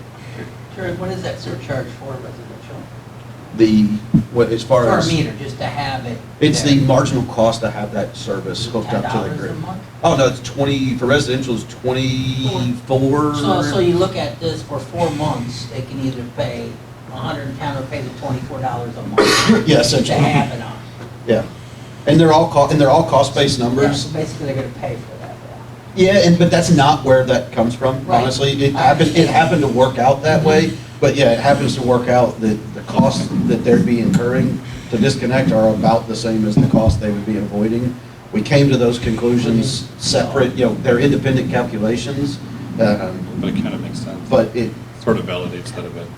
yeah, well, ultimately, we looked at, what does it cost to send somebody out, send a lineman out there, pull the meter, it's about an hour at a time, plus, both, for disconnect and reconnect, plus there's time to take the call, create the service order, there's just administrative processes, there's truck expense, so, it's just our cost, across the board, it's just our cost to do business. Personally, I'd pay leave it on. Yeah, Okay. the hassle, yeah. So, any other questions? If not, I would entertain a motion to establish a disconnect reconnect fee for seasonal services. I'll motion to approve the recommendation I'll support. of the attendant policy. Okay, it's been moved and supported. Any further discussion? Hearing none, all those in favor signify by saying aye. Aye. Opposed? Motion carried. Policy review, billing years policy. All right, so for the past couple months, maybe more than that, we've talked about doing just some periodic policy reviews, and this is kind of the first one, knowing that this has been something that has been on kind of our radar for about the last year or so, maybe even actually a little bit more than that, about a year and a half, almost at this point. It's kind of been on our radar, but I want to start by kind of outlining a procedure moving forward. A lot of our policies are not going to need updated. the board may choose to update them, whenever, periodically there will be updates, but ultimately our policies are in place because the board decided to put them in place. So to do a periodic review, I was talking with Julie and Megan, and the thought would be to just include a policy in the information items every month. And if the board wants to have a discussion, we can have a discussion, but if not, at least every month there could be a policy in your board packet to review. If you have individual questions, you can, it's an opportunity for you for every board member to refamiliarize themselves with our policies, identify areas that may need to be reviewed, but ultimately I don't think it necessarily makes sense to have a detailed discussion every month about multiple policies when the policies are in place. I guess I wouldn't want to start from a position that policies need to be updated. I think policies need to be reviewed and could potentially need updates, but some of them may just be, yes, it makes sense, move on, we don't need to have a giant discussion. So the thought would be we could include a policy in the informational items each month, and if needs to be a discussion, we can have it. If the general consensus is great, this policy is good, we can just move on. If it's a substantial update, we can potentially, get board feedback at that meeting and come back the following meeting. But, as we kind of look through our policies, I don't think we see anything that's very, glaring, hey, this isn't working for us. This isn't receptive to our customers. It's not accomplishing the financial goals that we're looking for. It's not, our policies are pretty well thought out by the board, and when they're adopted, that doesn't mean they don't need to be changed. So again, the thought would be include one in an informational item and leave it up to, board members to decide at what point do we need to have a more detailed discussion, instead of me starting from a position of we're going to have a detailed discussion every month on a policy, because we could beat a dead horse with some of the policies. So I guess a question that I would have to that is, in the office, are there any policies that you come across, there's a situation, and you just say to yourself, I wish we could do this differently? Well, like the seasonal one. Like the seasonal one, that's the one that came up for you, okay. That's why we bring them to you. Yep. If we have a situation like that, but most of them, no. Okay, so there's no other policies that you would say? I mean, we use them the way they're written for a reason. Right. If you wanted them different, we would follow them differently. Right. But I'm just nothing thinking in is- terms of what would make things run smoother for you. I guess I'm thinking about you, I what can't think would of any be, that come up that, gosh, I wish the policy was different. That never is the case. They're Okay. usually thought out for a reason, and Right. we follow them. If it was the case, we would have it brought to the board right away. right, But there Okay. isn't anything that, there are policies that customers don't like. well, there's going to be But that. but, so there are policies Yes. there's policies that cause more headaches than other policies, for sure. But, the question becomes, does the policy do what it was intended to do? And do we feel like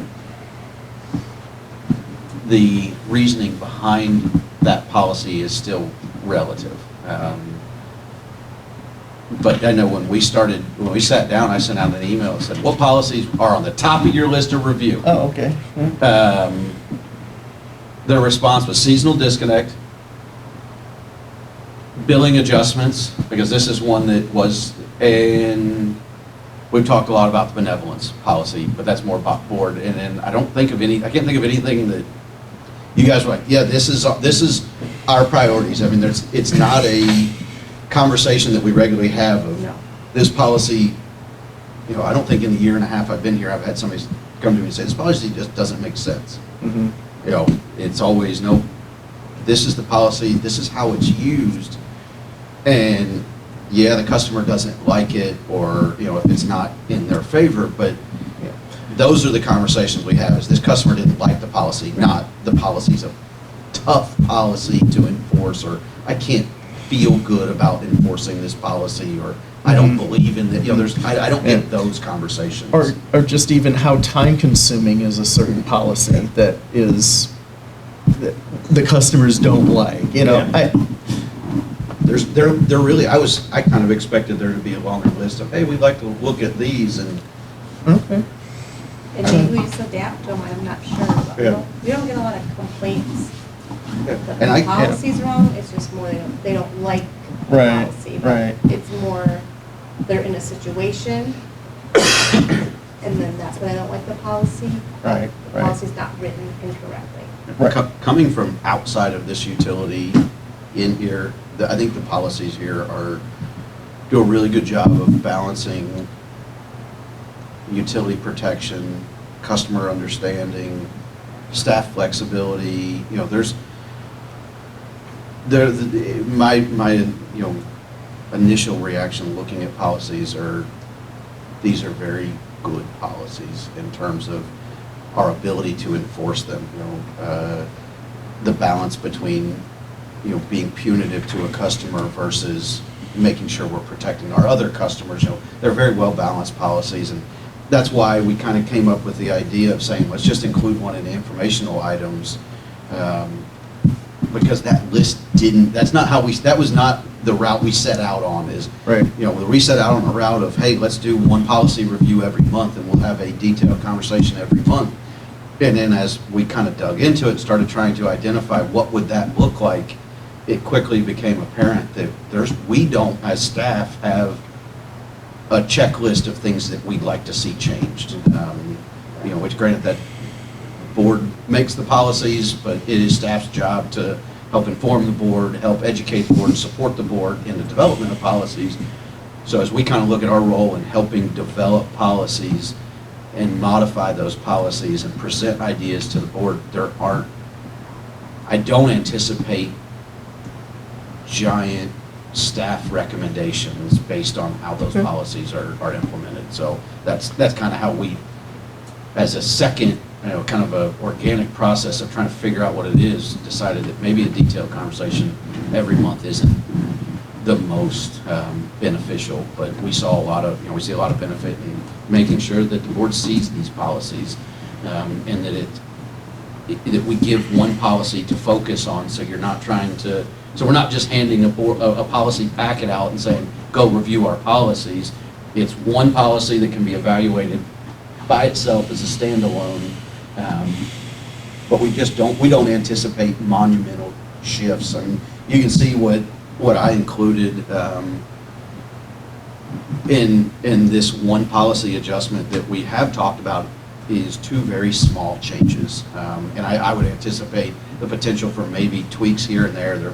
One of them is just I don't know if it's necessarily grammatical, just using the wrong word that got caught up in the mix somewhere along the draft. It's not necessarily substantive to how the policy is approved. It's just a cleanup process. Mm-hmm. So that's the thoughts, and that can be an organic process. We can adjust next month, but included in your packet is the first one. It's the billing errors. The only two staff kind of highlights. The recommendation is to obviously definitely change the word overbilled to underbilled, so that aligns.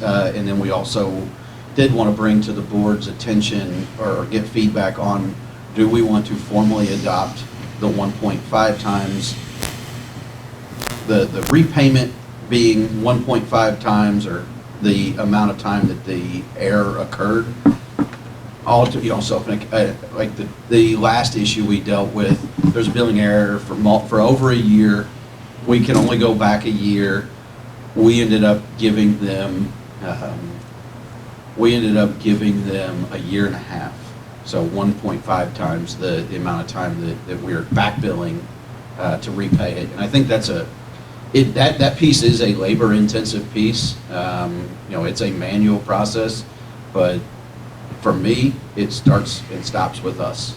If we make a mistake, how labor intensive the fix is should not be relevant to what's an equitable outcome to the customer. And that customer specifically was, if we would have done it over just the time it was dealing with, their bills would have tripled for a year because we were only billing them about half because the multiplier was wrong. So we correct the multiplier and their bill naturally doubles. You tack on 1/12 of the back billing, it's like getting billed for 3 months, every month compared to what you're used to. So when I look at bill impacts, I think that 1.5 times is equitable to the customer, and quite frankly, the expectation is we don't have billing errors. Things can happen, technology can fail, meters can fail, but when it comes to the human side of the process, we've made a lot of good improvements, I think, and across the board. I think we've shored up those processes quite a bit. One thing I see is, when it says the time period for the back billing, say it's like a 2-year mistake. Mm-hmm. And are we saying 1.5 times the 2-year, or should we I think specify 1.5 times the actual amount we are able to back bill, not the period of the error? I think that would be a very good, because that was a source of, because it can be read, it's read as a period of the error. Yeah, so So if they were we messed back, up for if 10 we messed years, up finally caught it. 18 months, yeah, they really could have gone 1.5 of 18 months. the other thing we could just do is 1.5 times the period over the underbilling took place capped at 18 months. Yeah, Just something put cap, yeah, to put kind of cap, like, put a cap saying, yeah, we're not going beyond 18 months to repay. yeah, I just, Because the intention is because that, when you get into this policy, it's such a battle. Like, every word can be picked apart, so it's like, I think it's important to be, yeah, I think we could easily put 1.5 times capped at 18 months, not to exceed 18 months. Because if it's less than that, then it falls within the policy anyways. It only matters if the error occurs for greater than a year. yeah, greater than what we can back bill. Yeah, and the hope is we do not find Mhm. those. Yeah, yeah. As of We don't what's even out need this there, policy. I think Ryan, me, everybody, I think we're all pretty confident that meter multipliers They're are all correct good. on the system. After the guys went and physically visited every single commercial service on our system. New paperwork that ensures that we won't ever mess one up ever again. So I think we should shore up that policy for sure. But yeah, the intention would be the 1.5 times the period that is being corrected. Yeah. Okay. Yeah. If we can get that, I think I'm okay with the 1.5. I thought it was the right move in that case too, because it was, And I personally think the policy should reflect what we're willing to do. It can be difficult for staff to say it was the right thing then, but maybe not now. Once we open the door for one customer, I think it's prudent to open that door for all customers. The squeaky wheel shouldn't get something the non-squeaky wheel. well, Or at least make it a policy that we don't open the door if that was the wrong thing to do, right? Yeah, But in we've this shored case, up I our think it was, policy. yeah. Yeah, we've shored up our policy, and this is the policy, and this is what we're gonna stick to. Yep. It's been reviewed by the board, and we're gonna stick, it was reviewed at this date, and then we're gonna stick to it. Yeah, so I think, I agree with Dan that we should correct it to either, like you said, either cap it at 18 or just reference the period being recollected or whatever the word is. All right. And beyond, those are the only two recommendations from the actual staff. If there's other changes the board wants to make, obviously, But again, I think you see that these policies were well thought out and were intentional when they were put in place. And really, this policy errs on the side of protecting the customer more than it does protecting the utility. So.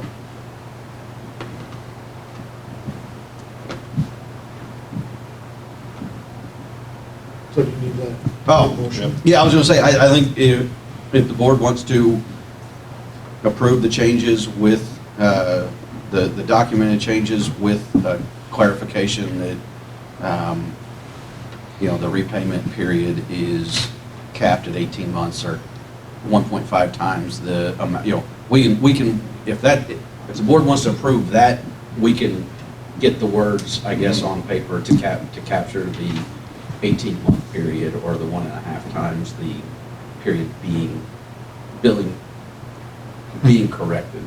It's not an easy, that'll take some Kind of leaning thought. towards the capping part. I'm leaning towards the cap part because I'm not quite sure how the word, I'll have to think through the words to say, how to fill in that gap. I just do that just because that way you can kind of keep the phrasing the same and just add in parentheses up to a maximum of 18 months. Perfect. And, or something like that, so. I will motion to approve the changes as noted with the addition of the 18-month cap. I'll support. Okay, it's been moved and supported. Any further discussion? Hearing none, all those in favor signify by saying aye. Aye. Opposed? Motion carried. On to E, purchase of the chipper. All right, so this is pretty Can I? Go ahead. Yeah. And they'll get into it. So Charlie called me early this afternoon and talked about this to me and what my thoughts were. And so there is they've written a quote for us, and if it goes out longer, they said, well, we'll honor it, but there's just questions about it's past the time frame of that, and Charlie will get into more. And I just said, because he was inquiring, should we hold off until next month? Should we do it? And I just said, let's move forward. Let's get it on today's agenda. And so it's not it's not, What's going on? it's my suggestion that he put it on the agenda. It's not coming from Ryan or Charlie himself, so that's what I wanted to say. Wasn't even touching. I was going to say, your tablet's good. Do you see your tablet? Technology. It's not working correctly. Yeah, all kinds of, It's just part of my day. Yep. No worries. My tablet? No, hers, it was. I see It's somehow I Harry's scroll fault. up and then It is somehow Harry's fault. Yeah, whatever. Computer. Wants to avoid the topic. As long as Or it an didn't, operator. as long as it didn't have porn on it or anything, then we're all good. All right, yeah, so as Perry mentioned, and I appreciate the support, Perry, this is a kind of a unique situation. It's not something that I regularly am comfortable doing. Asking at the last minute the board to approve and I'll go ahead and get to the bottom line, $76,050.22. Sorry, I don't know Okay, what's going on with my That's tablet. crazy it does that. Yeah. Don't touch it. One little swipe, it goes. And 22 pages. cents. Yeah, $76,050.22. So again, it's not standard, and I would really prefer not to spring this on the board the day of a board meeting, but there's been some extenuating circumstances with this one, and I did reach out to Perry, and we discussed this. And but why we're bringing this today is Ryan has worked very diligently and fought an uphill battle trying to identify, find chippers, find what we need. They tested one unit, and it was supposed to be comparable to what we currently have, and it was not. It wouldn't chip up a dang twig without bogging down. So he got this one lined up for a demo. They dropped the demo off today, or didn't drop it. They came and did the demo today. Our guys used it for the morning. Really have identified it as what we need for our uses and to fill our needs. So why we're bringing this is the quote is technically good for 30 days, but This has been quoted through Sourcewell, which is the national organization that essentially goes out and gets competitive bids for organizations like us. And basically, they pre-bid for us. But since the Sourcewell price was issued, there has been, outside of Sourcewell, there was a 3% model year increase with this model year. There was a 7% surcharge added. There was an 8% surcharge added. We don't know exactly what the price would go to because it isn't out there, but the anticipation is if we let this quote expire, this unit could potentially cost 20 grand more than what it does right now. So Plus the availability. Yeah. I mean, the other is, I mean, you look at the pickup trucks we're still waiting for. You look at that, they're looking at a new bucket truck, big bucket truck and everything, and what we used to be able to get in a reasonable amount of time is just extending way out. So even if, if we don't take this one and we wait till the next one, I'm just, this one could be gone, could be sold by the time we get it. So that's another reason why I said, bring it tonight. It's something that we need. It's gonna improve our efficiency. It has better, newer safety protocols, I guess, on it and things. So that's, From a budget standpoint, if you look at Megan and I reviewed the equipment replacement fund to see what it do. We can cash flow it within this budget year. We're anticipated to finish this budget year with about $84,000 left in the equipment replacement fund, I believe. So instead of finishing with $84,000, planning to buy a chipper and a bunch of other equipment next year, we could cash flow it this year, and the equipment replacement fund would ultimately end the year with like I don't know exact numbers, but about 8,000 left in it. So while wasn't planned for in this budget, it does fit in this budget without any issues, and with all the other factors impacting us in our equipment replacement plan, the bucket truck specifically being now about a 3.5-year lead time, not a 2-year lead time or a 1-year lead time or something reasonable.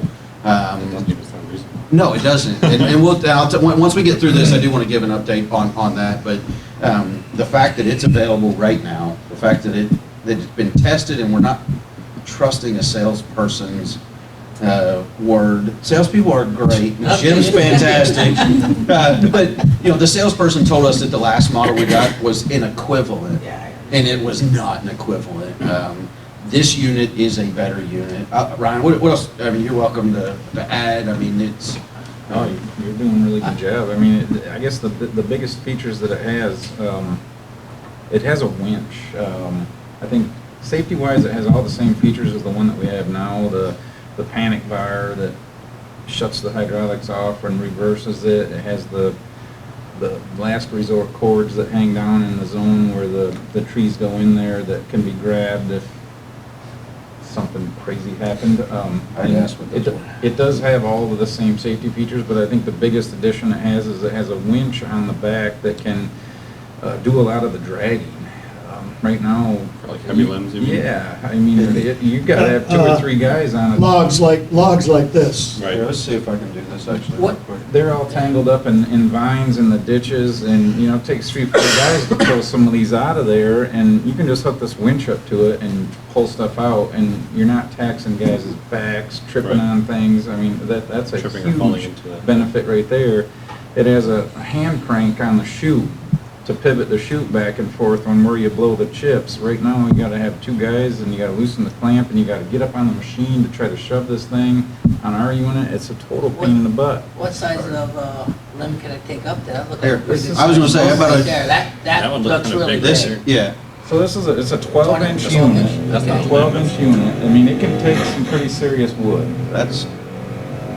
I just, That's what. He's laughing because he's excited that it's taken that thing. And if you listen, this one really maxes the unit out, but, Now you can hear it. I see it had oh, four it almost different, shuts down at one point. I see But it had four fires right different back up. engines on this. This is a John Deere, what one This is is this a, one? this is a John Deere 140 horse turbo diesel.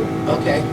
Oh, it is diesel, okay. Yep. But if you look from a limb dragging standpoint, you see that winch, they drug that, they use the winch to drag that whole tree there, set it up on the gate, and the chipper's got, what they're doing now is they've hooked the winch line onto a safety mechanism, and you have to engage the winch and draw the winch in far enough so it actually use the winch itself to trip the safety, so you can't operate it with the winch Right. extended.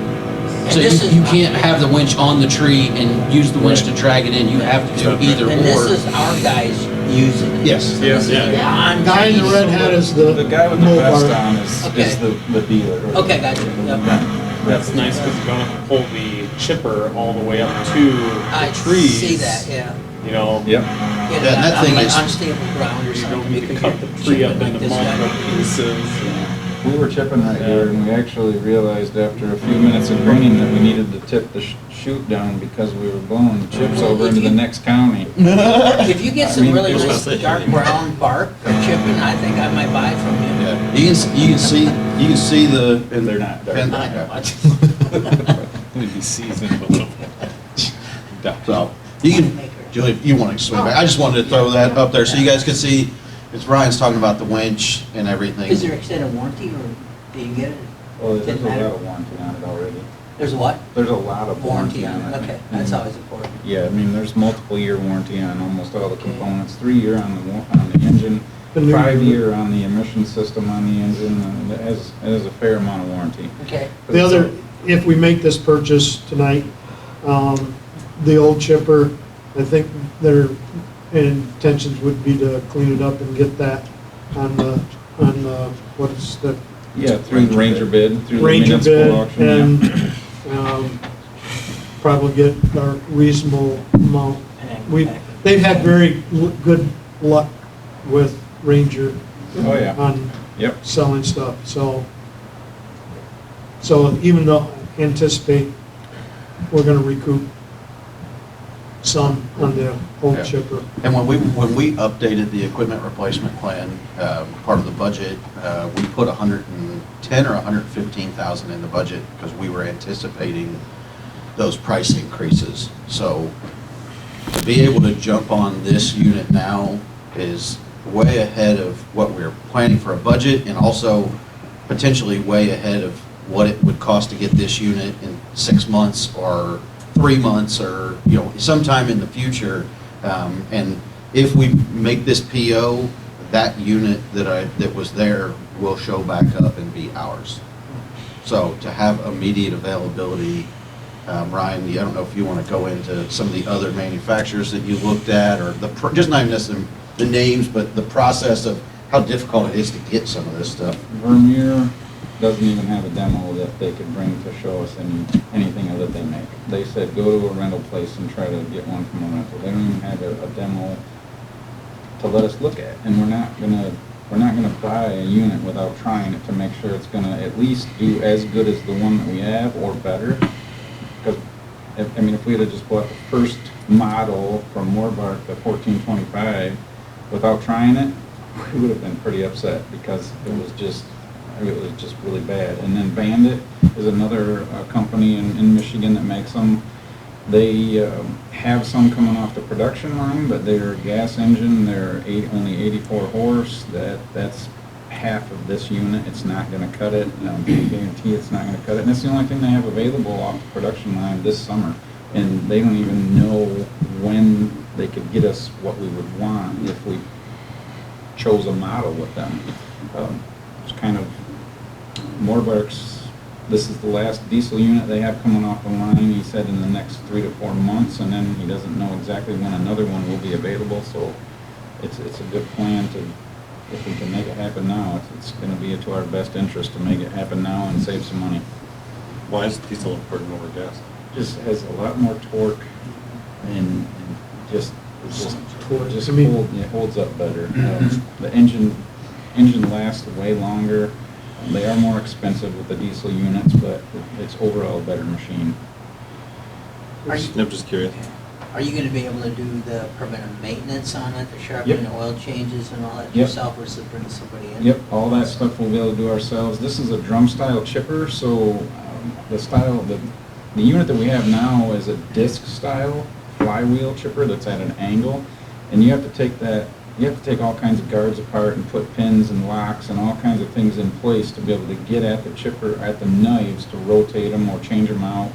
And it's quite a lengthy process. This drum style chipper, so the drum spins right at the stuff that's entering in it, and then there's a hatch right on the top of the drum that you just flip open. There's interlock, safety stuff. You pull this pin out and it shuts off the ignition, so you can't start the machine inadvertently, so it's kind of got lockout, tagout stuff on it.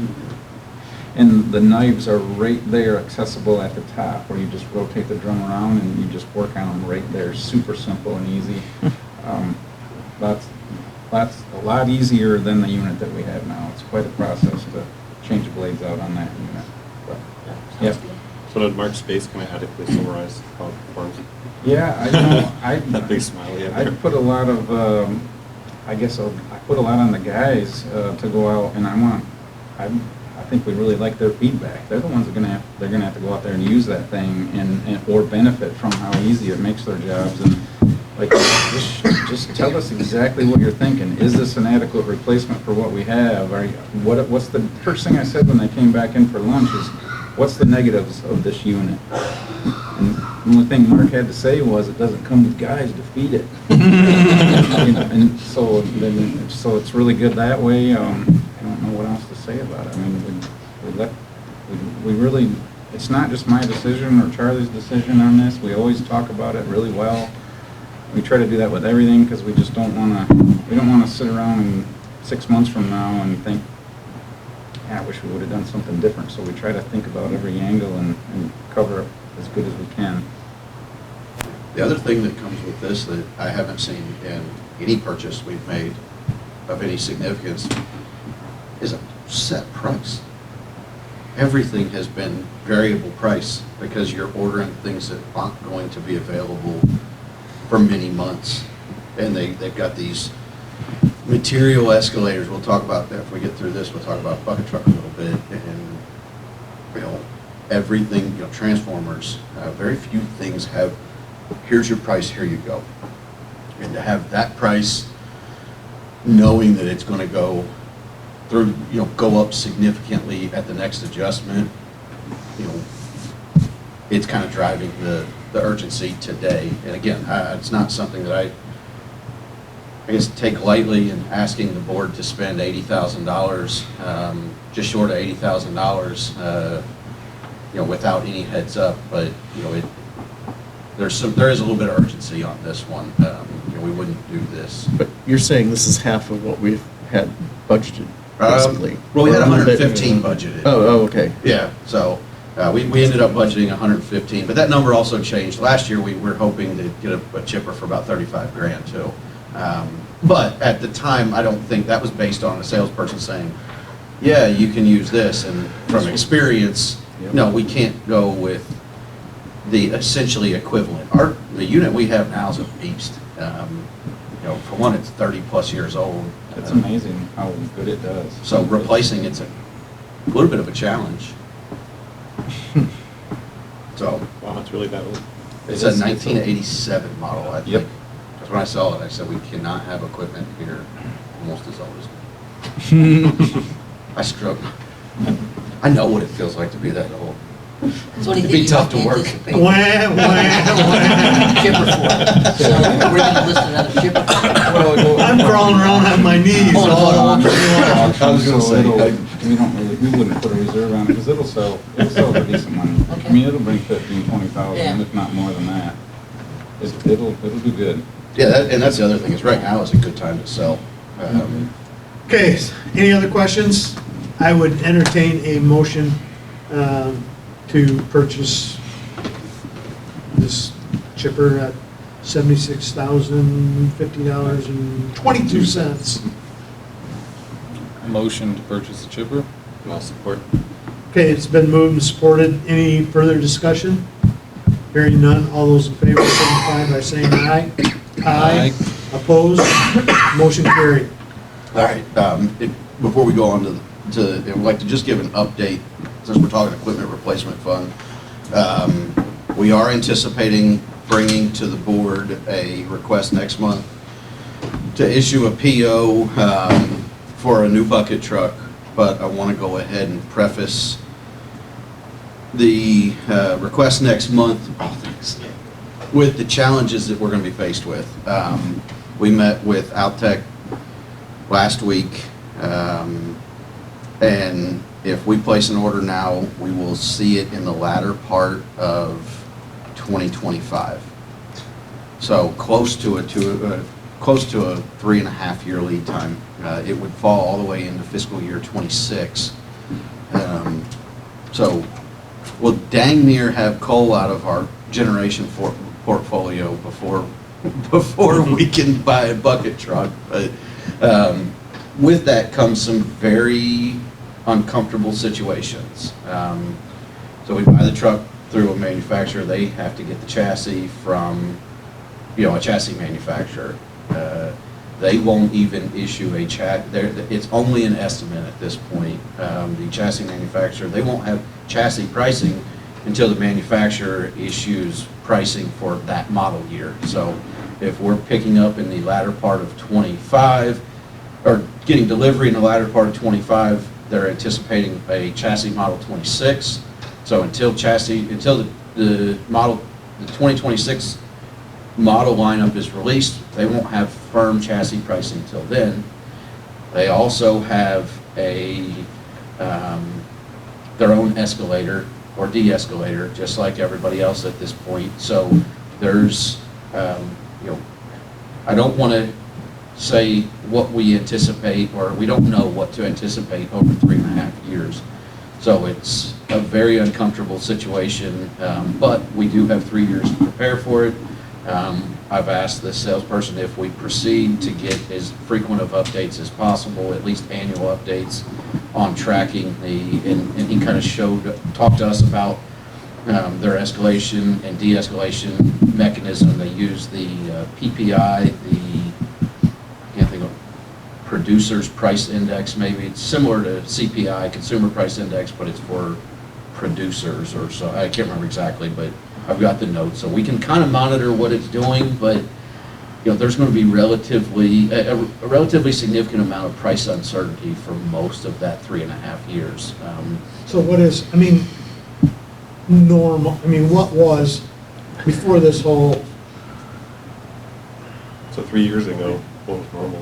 Lead time? Are we talking a 300? Are we talking about an $800,000 vehicle? So, Are we talking? Base price, what they've quoted us now is $230,000, I believe.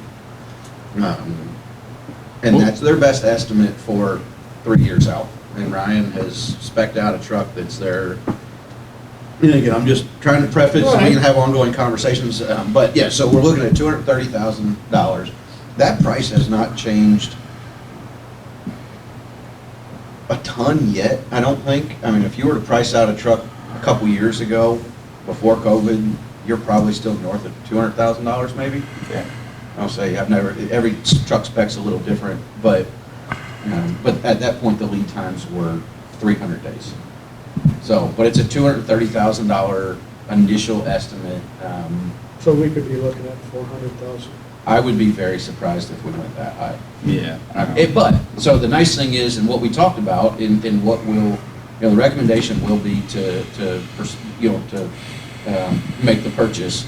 If the price goes through the roof, then we'll be holding, and it's something that we can't get comfortable with, then we'll sell the dang thing on the aftermarket and get rid of it and dump, because there's a premium for immediately available equipment.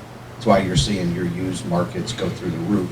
You can buy a used vehicle cost more than a new vehicle at some point, in certain circumstances right now, and it's that immediate availability. So if something crazy does happen with the price, availability is going to be driving a lot of that. We'll be able to unload it, but ultimately at that point, we're going to be in the same boat we are right now, looking at an extremely long lead time and price uncertainty, so I've never dealt with price uncertainty quite like this. How old is what is the lifespan typically of our big bucket trucks? I mean, are they 20 years, 15 years, 10, 30? I would suggest that we change them out every 10 to 12 years. Okay. Just to avoid any major issues that you could have if the hoses all need to be replaced in the boom, if your engine goes south, or just to have like a modern unit. We probably should have done this quite a while ago. I mean, And what is our unit right now? It's in 1999. That's our main, most important big truck that we have is a 1999.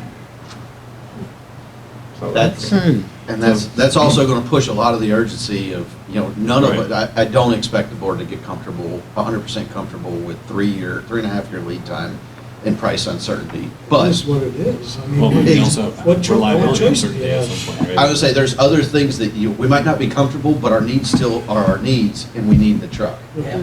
So, there's just, unfortunately, I'm not gonna be comfortable with it for the next 3.5 years. We just did that with a fire truck we ordered 3 years ago, and it comes in, and I think it's 15-20% higher than what we originally looked at 3 years ago. But it is what it is, we need it. Yeah, I mean, and that's why I wanted to, I just wanted to bring it up this month, give everybody a month if you want to dig into the details, you want to look at truck specs, you want to understand any more of the nuts and bolts and really get down into the weeds.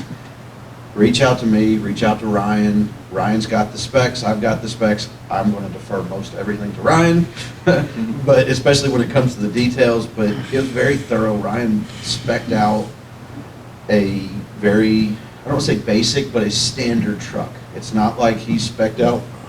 What chassis are they? It'll be an international chassis. International? Yep, and it's a standard model. I mean, it's a different boom model than the one that we have right now. Just it has some slightly different features to be able to go over center, and that can be explained in detail right by our truck. We can show you all that. But overall, this truck is pretty much an identical replacement for the truck that we have right now. It'll be no extra bells and whistles. We didn't do any customizing to anything. So we just kept it standard. Their standard contractor package, they call it. Just that's what we purchased before. Lowell Power purchased the truck we have now, brand new, back in '99, and it's perfectly fine. If there's any additions that we need done to it, like toolboxes, slight little modifications, we will take care of all that ourselves and make it as awesome as we want it. We just need the unit. And it makes it a little more valuable if it doesn't have any customization done to it, because if for some reason, hey, we do need to unload this thing, it'll sell right away. It's just a nice, easy thing that everybody wants it. Yeah, 40, So- 60 footer? It'll be a 60-foot boom. Yep. At least if it working. Yep. Yeah, Working. exactly. Yep. So if the reverse happens, right, so let's say in 2 years, there's a lot more availability, are we locked into waiting 3.5 years? Or like, does this kind of get us a place in line, so to speak? That's all this does. They're not officially taking orders, they're queuing orders. So Okay. they're releasing them in the order that they get them. So it would just, it basically a line, a spot in line, And do we have to, do we have to pay something up front at all, or no, it's just? just a commitment. It's a firm commitment through a PO, and then that locks in our spot in line. Yeah, so, but again, I just want to introduce it. We can come back next month, but I didn't want to just dump $230,000 and bad news, price uncertainty, crazy lead times, more price uncertainty without giving a little preface this month. And, giving you guys an opportunity to reach out and if you want to understand more. Maybe by that time your equipment fund will be up there. Hey, we've got plans, we looked at that I'm today. just saying, I'm just It'll throwing it up have, there. it changes the equipment Yeah. replacement fund quite a bit. It makes no major purchases for 2 to 3 years. And it really, it's not ideal. I'd rather have to fit into the budget sooner than later, but it does allow us to smooth out our equipment replacement fund contributions annually. because we got a little bit more time to build up to make that big purchase. So, all right, you want to roll, David, did you have something? Mm-mm. All right, We're good. we're going to roll on the performance data then? Yeah. All right. We'll move on to informational items, and I'm probably going to move fairly quick, so if anybody has any. As long as I can stop coughing to talk. Performance data is a lot of the same. Sales continue to trend up outside of the industrial sales. They were down a little bit this month, but you know, it's the off season, so you can get fluctuations. And on the overall for the year, we're still trending above, which is great because we've not picked up new industrial customers, but they're still expanding and growing load. That's about it here. Do want to highlight the aging analysis. I'm curious how these, trying to adjust colors so they're a little bit more visible, but that's really just an aesthetic thing. Not much has changed in terms of, just that top piece of it, which is really the least significant or the least indicative of a bad debt. Did include temperature, average temperature for the overall electric requirements one, and I think it shows kind of what we expected. You can see the various peaks. Our peak temperatures have stayed relatively consistent, all things considered, but our load growth. So if you look at the difference between our load peaks inside of summer from 14 or 13 to load the peaks on the right side of the graph, that's organic load growth, not weather-related load growth for the most part. I wouldn't read too much more into that because it gets into much more nuanced analysis, but pie in the sky, big picture, you can start to see that temperature hasn't fluctuated, but our load growth has quite a bit. And then there's just, there's going to be odd years and odd months in the mix. It's interesting that the trend seemed more consistent for the cold temperature. I seem to notice like an increase in the minimum for the colder temperatures. Whereas I didn't see that same correlation for the high temperature. So but I gotta believe that maybe it's just that new construction always has AC, and maybe that's. Yeah, a lot of your variation between summer and winter is the fact that we're far enough north that we get natural gas heating for the most part. Where I was at further south, we had a lot of electric heat, and you'd see dual. You'd see dual spikes. Okay. We were a summer and winter peaking system. Our winter peak was pretty similar to our summer peak, so you would see it would make this graph interesting because you'd get peaks in the temperature valleys would drive consumption peaks, where really our peaks coincide in a line highly with the temperature peaks, but at the low end. That you get some fluctuation there. New graph that we put in is just to start tracking and trending over time. Paperless billing and auto pay. This has been a big push this year with the new portal, and we're allocating, the current draft budget has funds allocated to continue to market and push this. We used our time at the expo to push this heavily. If you didn't stop and take a look at the new banner in the lobby, on your way up, stop and take a look at the banner. We're trying to, and that's just one area that the staff and Julie and Lisa and Emily and everybody is working on promoting and trying to drive those numbers up. Ryan, you want to talk monthly outage report? Yeah, this last month, I think we only had 2 outages. There was a little bit of a windstorm that went through and caused a wire to just wiggled around so many times. Finally, it just broke off and caused a small outage. And then there was a tree issue on another location, so not too bad. So, yeah, good month. Next in your packet is our annual outage report. And I'm gonna skip through the actual report and just go to the graphs. If you just wanna go to the first graph, Julie. Where is it? This one or the? The first yeah. graph that I made in there, so Should be down. page 55, and if you're on the side, I believe.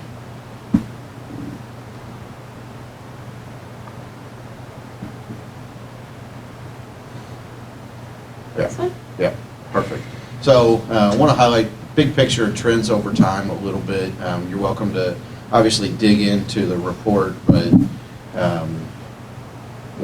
Ryan, you want to just kind of highlight some of the, we had a great year. It's great to talk about this.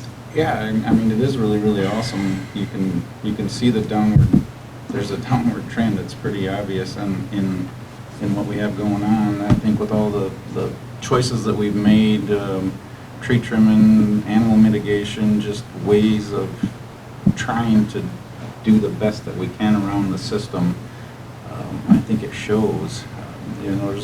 It does raise up in a couple areas other years, but there's big storms that have went through. Transformer failures might have added to that. The second unit that failed there in 2019 might have been why it went up there, but overall it just continues to kind of stay low. It's pretty awesome. I think everybody appreciates what we're doing. I mean, a lot of times in certain power companies, you'll find that guys are kind of upset that, well, why are we putting these animal guards up here? This is taken away from our call-outs. I mean, this is our overtime. This is not the mentality that we have with our staff. They care about doing this stuff to make sure that we don't have outages, because they care if we have an outage. Everybody takes they take responsibility for whatever happened and want to make it so that it doesn't happen again. Everybody's thinking down those lines all the time. I think that's pretty awesome. They genuinely care. Yeah, so looking at this, we'll go through some of the graphs too. So this graph, the SAIDI, which is the system average, essentially what it is if you take all of our outage minutes divided by the average number of customers in a year to get your, the duration, the average customer experienced X number of minutes of outages in a year. Our average customer saw 14 minutes of outages this year. That is extremely low. We had no major events. And I think last year we talked a little bit about major events, and ultimately, our SAIDI threshold was 31 minutes. So that's a well, it's not 31 minutes, it's 31 outage minutes. So Yeah. if you served, we served 3,000 customers, so if you were going to, if we had an outage that impacted 1,000 customers, which is a huge outage, and I did the math and I don't think I have it with me, but it turns into, I don't think I put it here. It turns into a very long outage, impacting a lot of people to get to a estimated or a SAIDI number of 31 minutes. And I don't have it in front of me. 31's for our entire customer base. Right. Yes. So in other words, which, So you'd have to have 1,000 customers out for an hour and a 90 half. minutes. 90 minutes, yeah, that's what, yeah. And I ran just for my own knowledge, I ran a couple, if we had a 200-person outage, how long would it have to be for that event to be considered a major event? And we just didn't run into any, so we can include all, but the average utilities our size, that number is 71. So you can see kind of that graphical representation. If you go to the next graph. well, even this, I think that's interesting is that, 8 years ago, whatever, it looked like we were consistently around 100 minutes, right? And then now we've dropped to being an average of under 50, right? So that's having the average customer outage time per year, which. And, things change. So we definitely don't want to, we definitely had a great year. But, things happen. The safety number, I think, relatively consistent. Safety is the average number of instances a customer will experience an interruption. So our average customer experienced 0.13 outages this year. That's the one my kids don't like. Yeah. That means they have to wait 5 to 7 years before they can have an outage again. That's what we like. They don't. Then by the time the next outage come around, they'll be old enough that they don't want the outage. They'll be homeowners. They'll be on the phone with their girlfriends and they'll say, wait, we don't. But again, you see us, significantly outpacing all other averages. If you go on to the next, the Katy number, and I don't know what happened in 2017 with the rest of the country, and I pulled some old data. Yeah. But our numbers, again, and this is one I think is interesting because we stay right there with the pack on this one, which is interesting because, and Ryan and I have hypothesized some about this, but my take on this is the average duration of outages. So basically, what's our average restoration time? It's about a little over 100 minutes. We don't have central outages. The outages that I can think of this past year are trees that were on the other side of the road that fell that we never would have trimmed. A storm blew through on a weekend, or we had, more significant events where you drive down this number is having a lot of squirrel deaths, nuisance outages, and Ryan and the crews have done an amazing job critter guarding, tree trimming, very proactive. So our average restoration time kind of is with the pack, but the rest of the pack is dealing with far more nuisance outages, squirrels, tree branches, outages that you go out, you look at it and go, oh, knock that one limb off and put the cutout back in. And you've got a 15, 20-minute outage. We don't typically get a lot of those. So I did think this number was interesting because we do a great job responding, whether it's during work, after work. So this is not a reflection of, we only respond average.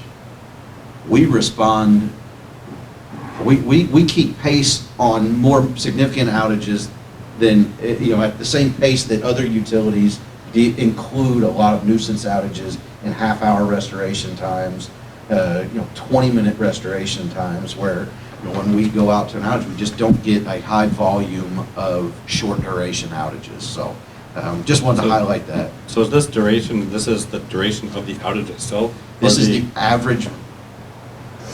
So for example, the outages we had this month, there was a duration of 125 minutes, but it said customer minutes was 250 because there was 2 people affected. So this is the average duration of an interruption experienced by customers. So you divide the sum of all customer minutes of interruptions by the number of customers that experienced one or more interruptions during that period. So total minutes out. So you take that I don't remember the numbers. If you had a 100-minute outage, and you had 2 customers, you had 200 minutes of customer outage divided by the number of customers impacted, you get back to the actual restoration time. So this is the actual duration of each outage? Yes. Okay. This is the average duration experienced by customers that experienced an outage. Where some numbers look at all customers, all served. This only looks at restoration time for the customers impacted by an outage. So the best one. Higher than that, but I thought, 'cause typically it seems like a lot of our outages are an hour or something. And I guess maybe we do have some that go a little longer. Yeah, I think a lot of it was driven by a couple storms. We didn't have a ton of storms, but we did have some. There's major damage with poles getting broken by the trees and wire down and difficult on that side of hills. It just takes a little time. And then I always like to go to the ASAI, the Average System Availability Index, essentially the percentage of your load served. And transmission companies strive for 5 nines, 99.999% of load served. We came up just short of what transmission companies strive for at 99.997. So that's a very high mark to hit and a very impressive number to hit. It's tough to get much better than that.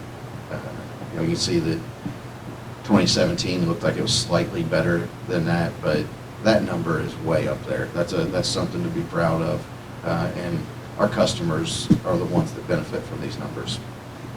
Well, I remember like years ago, we were really happy with our overall reliability and outage numbers and all that. And then on these charts, it's like, yeah, it looks like we're kind of middle of the pack, you know, maybe edging on the upper half part of that pack. But now it's kind of clear that we're way above the pack.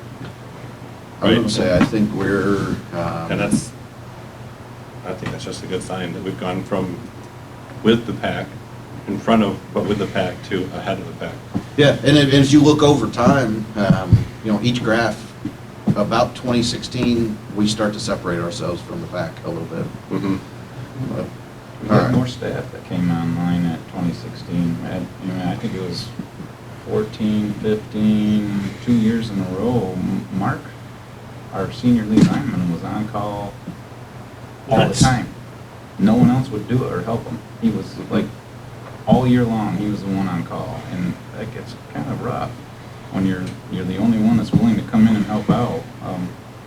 It impacts things pretty heavy. Yeah. Yes, it's definitely a team effort.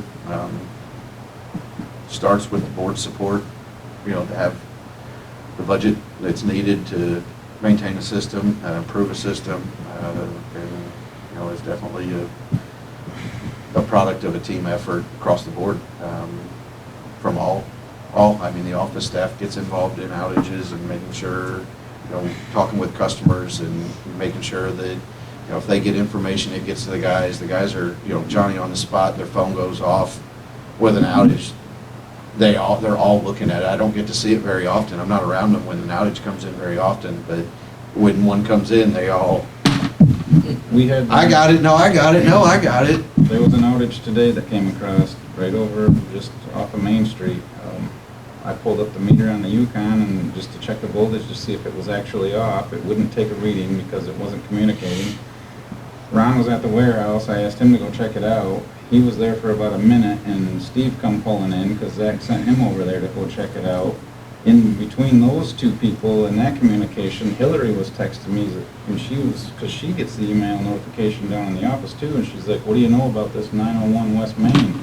Everybody was concerned about it, so 15 minutes later, we already knew that there was just a node failure in that meter, and there was nothing actually wrong there with the power. It was just a meter communication failure.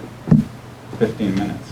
I mean, everybody was helping. That was pretty awesome. Yeah. That highlights the team effort that gets those results. So, all right, I'm going to roll on to the income statement or operating report. A whole lot of the same except for this month. Again, sales continue to trend just behind pace. Purchase power continues to be up. This month's bottom line, operating income and net income being under budget. It actually is not as bad as under budget as we thought, but Campbell Unit 3 tripped offline. I don't remember the date, but it's been offline for over a month. It tripped offline right before their spring planned outage, and they fired it back up under a D rate. So it basically had been at either off or reduced output. When that happens, our weekly invoice bills where we go out to market and do our market balancing, purchase any deficiency or get rid of any surplus. We pay for that, you know, basically a week behind-ish. Is it a week, 2 weeks behind? Yeah. Much quicker, but the coal and fuel for our projects is 2 months delayed. So this month, we're essentially paying for a piece of our portfolio twice. We're paying for 2 months ago's coal, but market balancing now. So in 2 months, over the next 2 months, we'll see decreases in our invoices for our the units that were down because we're not paying for, you know, fuel to burn that. But so this is that month where we get hit with two-month-old fuel prices for our assets that we have entitlements in, but we also have to pick up that deficiency. So it'll balance out, but that's ultimately what's had the biggest impact on our net income and operating income for this month being down and below budget. So I had stopped by the office on Monday to forewarn Megan and Julie and that I was going to ask some questions, and it's, I think, going to ask just a few of them. And I mean, we talked about them. So like the first one is, what I was doing is when I was going through here, I was looking for large numbers. And again, what I was looking at is current year-to-date actual and current year-to-date budgeted. And so like if you look at the first one, sales revenue, we're down. What we budgeted and what we're actual is almost $130,000. So, and they explained that. But so some of these things I think probably the board knows, but I just wanted to make sure that the public understood. And that number is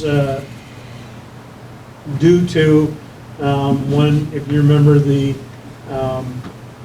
grow facility that we anticipated being online, purchasing our electricity was delayed.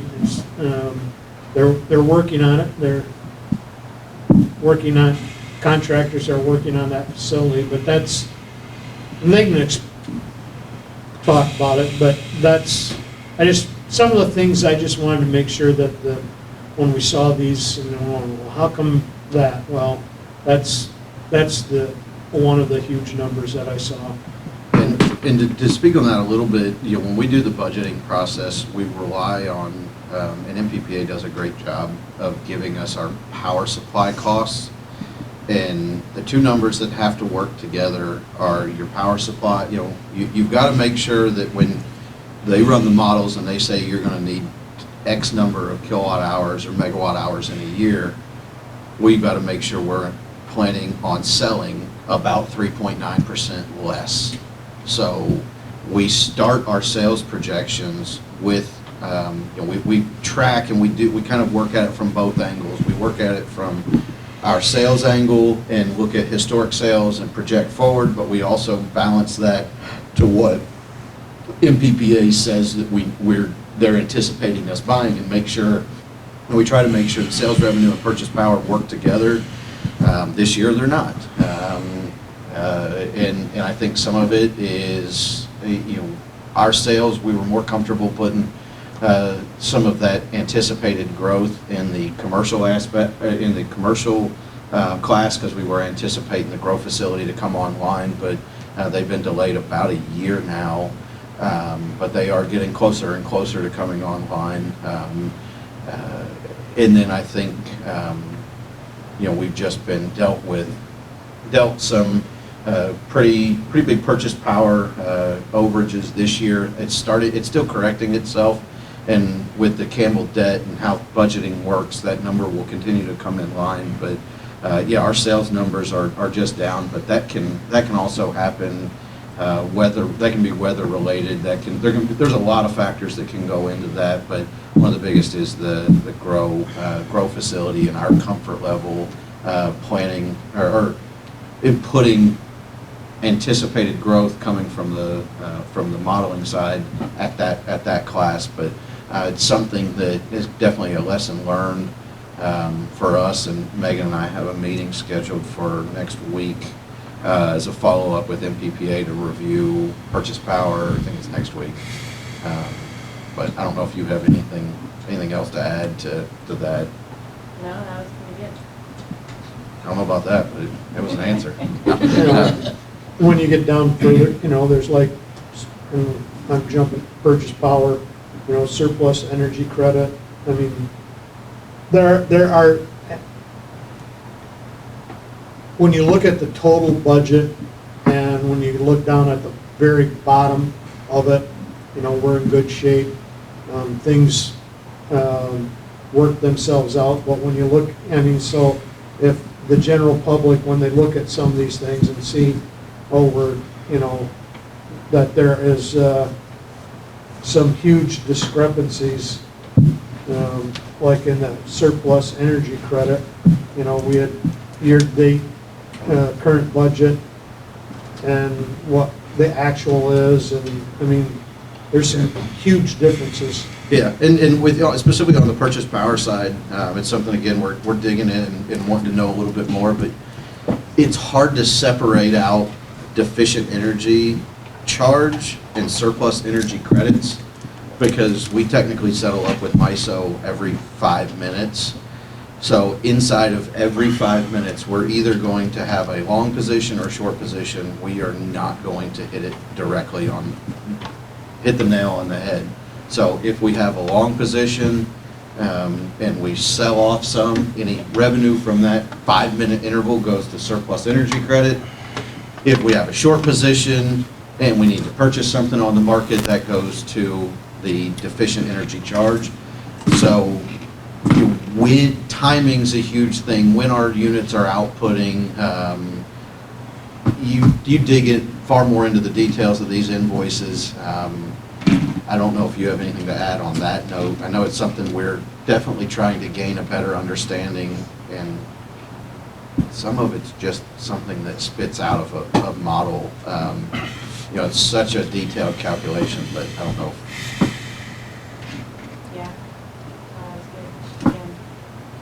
Again. So happy to answer any other questions. The purchase power and the sales numbers are the two that stand out typically. I mean, there's definitely other fluctuations. You know, typically, and what is good to see is the other expense areas, we are coming in under budget on quite a few items. So, you know, I'd rather budget conservatively and have some of that, so when we do have some impacts, you know, it doesn't hurt us nearly as bad, and everything kind of washes out.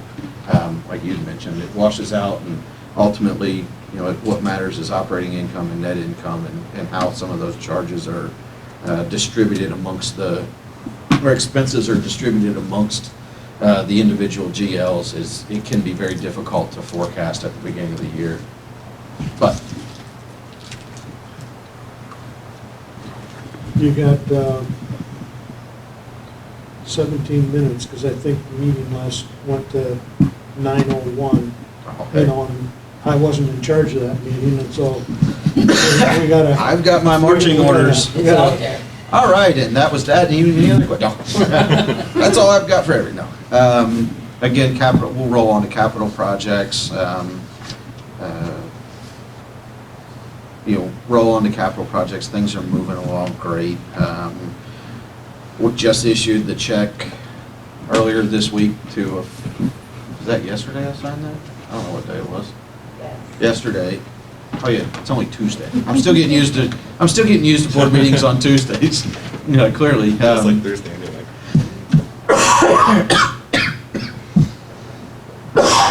Sorry. Projects are moving along, but we're officially wrapping up the substation project. You see the vehicle replacement fund is there. It's adequate to buy the chipper that was approved.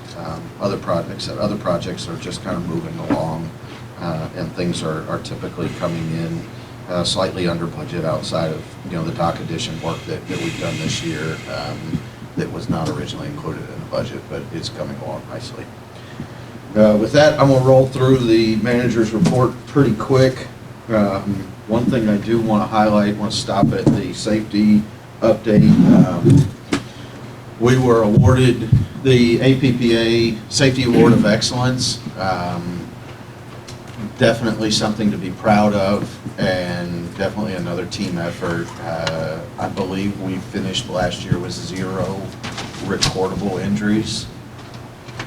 I know we had 0 lost time injuries, and I believe it was 0 reportable injuries. So that put us at the top of our class. APPA breaks up different utilities into classes based on how many work hours or exposure hours they are, and within our group, we finished at the top. So we were Group C between 30,000 and 60,000 worker hours of exposure. So Something I could report back on Monday. So I just want to congratulate you and your staff. That was a great job. awesome, thank you. Yep. Thank you. I really like how this report kind of downplays it, sort of at the end, there's a Yeah. statement. Oh, we I saw- received the safety award. I was just gonna bring it, and then I saw that, I'm like, ah, Ron got it covered, I like it. Here it is. And it is something that, you know, it's something to celebrate for sure. I think the guys just expect it to. When you see the safety culture, they take safety serious, and this is, you know, a byproduct of the culture, not, you know, hey, we've got to, this year, we've got to not have injuries. It's, no, we work safe, and this is just that, the outcome. Not, this isn't the goal, this is the outcome. So I want to stop there. Do want to stop and highlight the business continuity disaster response plan. The biggest thing that was included here was the data center and getting the data center propped up, ready to roll. The last piece of it was getting the last server carried over to the energy center. You know, we've had some delays, but that's been wrapped up, and the data center is officially operating as it was originally designed. So that's good to report on. I talk a lot, highlight projects that are going on. The guys, everybody's stayed very busy. Casey's getting ready to embark on has started on a arc flash study for the generation facility, which is a major piece. Talked on the equipment replacement fund and that new, the new lead time being over 3 years. I almost forgot. So the EV chargers, Ryan and the guys worked with Flat River Electric on yesterday, and got both of the new chargers fired up, ready to roll. I've been seen some communications go back and forth today about, the update and some questions, but they are fired up. I think the names got flip-flopped, and when I reach out to Mike, Craig brought that to our attention. So, but they are out, they're updated, they should be on the map now, and that's pretty exciting to have that in place. And I think it's sitting at the right place with the DDA being responsible for it. They're going to be able to, aligns with their mission and what they're there to do in supporting the downtown merchants. So that's good to have done. I do want to go ahead and give a heads up. Last year with the 5-year rate plan, the cost of service study, pending the budget approval next month, or contingent on the budget approval in May, like to go ahead and engage UFS and get formal approval to engage UFS, so we can get as early a head start as possible, knowing that it's a fairly labor-intensive process, mostly on Megan to pull all the data. I think probably Julie gets to get involved some with all that, but want to make sure we give them as much time as possible, and we've got plenty of time to have our conversations with UFS and make sure we're getting everything out of that process that we can, and that we're ready for a rate action come January 1 next year. Want to stop, we'll highlight that the diesel generator is scheduled to go to auction next Tuesday, so we'll be monitoring that and hoping that sells for a decent price. Ryan and I met with NTH today to review the soil gas mitigation project over at the Energy Center, and that's moving along, but we're dealing with government, and that always makes for a little bit slower and longer process. So community engagement, want to highlight just the work that Lisa and the staff is doing from a community engagement standpoint. And I bring that up, don't go too far, because I gotta get on the expo too. So, it's right there. But in addition to the expo and Lisa and Julie representing us great at the expo, we have had a great opportunity to have the Cherry Creek group, have a homeschool group. Well, now we have reached out and are working to develop a day to go to Bushnell and talk to the first graders and kind of introduce electric safety, introduce them to low light and power, just kind of spread our awareness. And then Lisa's also working with Impact Church to participate in their Safety Town Day in June.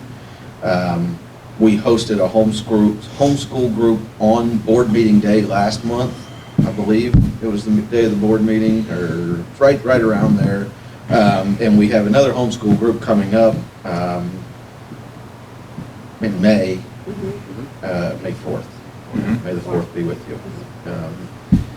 But that's, some really cool stuff going on, and it's great to be out in the community, and just wanted to stop and highlight Lisa has done an awesome job planning those events, working with Ryan and Casey, and getting everybody involved to engage the community. So lineman appreciation events are coming up starting next week. You all got an email asking for some RSVPs. If you've not RSVP'd, please do so. Lisa asked me to bring that up today. I'm not sure who else RSVP'd or not, but if you haven't, please do. I want to stop just a second on the grant opportunities, and Perry and I had discussed the MSA, Master Services Agreement, with Power Systems Engineering in anticipation of grant funding opportunities. We'd like to engage their services, the Master Service Agreement. We both talked about it and looked through our governance policies and don't see anywhere that would make that action require board approval. But I did want to give an update, give you an opportunity to look at things. There's no financial commitment associated with it. It just establishes the relationship. It does allow for certain work to occur under that relationship, but it couldn't exceed, I don't remember exactly what the thresholds are, but they drive things to be project-based, so they're not running things through the Master Services Agreement. So we're looking to go ahead and engage them, and then we've already gotten some, I just got today a proposal that would be the first potential project under that MSA that would be kind of a preparatory project evaluating grant opportunities, or having them gain a better understanding of the projects we have so that they can be ready to guide us in a grant opportunity or a grant request. So did want to give the board the opportunity to review that prior to signing it, but the plan will be to sign that and get it sent off. That's all I had for the manager's report. The only other thing that I had was the June board meeting conflicts with the APPA National Conference. And wanted to request that we move that board meeting to the Thursday before. So the meeting is, I know I wrote this down, can't find my own dang notes. The meeting's currently on the second Tuesday of the month. I think the first of the month is a Wednesday that week. But would look to move it to June 9th. But the only caveat with that would be the packet would still go out the Friday before, but we would need to send an amended packet probably the Tuesday that week that would include updated financials. I would not want to put all the pressure on Julie and Megan to try and get everything wrapped They got up wide early. shoulders, But strong back. I do want to try and attend that conference. It's a good conference, and keeps us in tune with what's going on throughout the country and at other munis. So if we can accommodate that move, then I would proceed with booking the rest of my trip for the APPA National Conference. So I would, for me, you know, it's, I know Daniel might have, because that's a Thursday, and I know your business might conflict, but consensus, I think it's important to move it so that Charlie can be here for. Yeah. And we looked at just pushing it out 2 days and taking it to the 16th, but I think that's the first. I think, Daniel, you told me that was the first concert for the summer concert series, I believe. Somebody told me that. Yeah, June 16th, I think, was the first summer concert series. So I just, do you have a problem, Andrew? No. So just schedule it, just send a announcement out to all the board members of that date. And we can remind ourselves at the May 10th meeting also. Yeah. And then I'll remind that, the pack will come out too. And I do think we should stop just for a second and look at the pictures. Scroll up the other one too. Steal her tablet. No. But this is the banner. This was our table. You guys. There you go. She zoomed in. But that was our table at the expo. I stopped out for a little while. They were kicking butt and taking names. But really trying to push the portal. And then the second picture is our very own Ryan Teachworth operating the paint sprayer. But I wanted to highlight this and because they've really taken a great opportunity on rain days to help clean up this side of the facility. So we had to clear out most of this side of the facility down there to accommodate the soil gas work. And Ryan wasn't going to let him put it back unless it was cleaned up, polished, organized, neat, and I think it's great. So it looks great over there. But you can see the before and after to each side of that door. They look the same way on the right. It's amazing. It changes the whole look of the room. Yeah, it looks great. And across the board, they've done a ton of stuff over there to clean that facility up. Ryan shared some pictures with me that were probably 4, 5, 6 years old, and I could not believe what that facility looked like compared to what it looks like now. I mean, it looked like Dungeon. It looked like a scrapper's. It looked like a scrapper's dream. That's a good example right there. I mean, scrapper, some order would be like, oh my God, I got metal for days. I don't know what I need metal for, but I got it for days. But no, that facility looks great. Okay, our next regular board meeting will be May 10th. Board comments. Jim? I'm good tonight, thanks. Craig? Looking forward to celebrating Lineman Appreciation Month. I'll be at the breakfast, of course, on the 18th, and then we've got the 21st for the road cleanup, and the 30th, of course, for the dinner. I'm working with Marty Chambers to try to get some donations for the event, so I look forward to getting some good stuff for you guys. Again, I passed out the placards for the Fallsburg Village celebration July 30th, so I'll probably mention that each meeting until then. Lowell Area History Museum, if you're interested in what happened in Lowell in the fur trade, is on April, shoot, I had it here. April 19th at 7 p.m. at Virginia's Township Hall. Thanks for adding the temperature to the graph. That's cool. It was good to see that. Glad to see that the new car charger's in place. I know that you supported Mike in that, and so I'm glad to see that. And congrats to you guys on Expo. Heard some good things. Yeah, thanks. It was fun. Daniel? I had a question. If you go paperless billing, do you still get the inserts? You know, You do not. Are you looking forward to those? I like them. Like my little news, I enjoy those We inserts. talked about sharing them on the website, like through the Yeah. news, the different inserts that we do.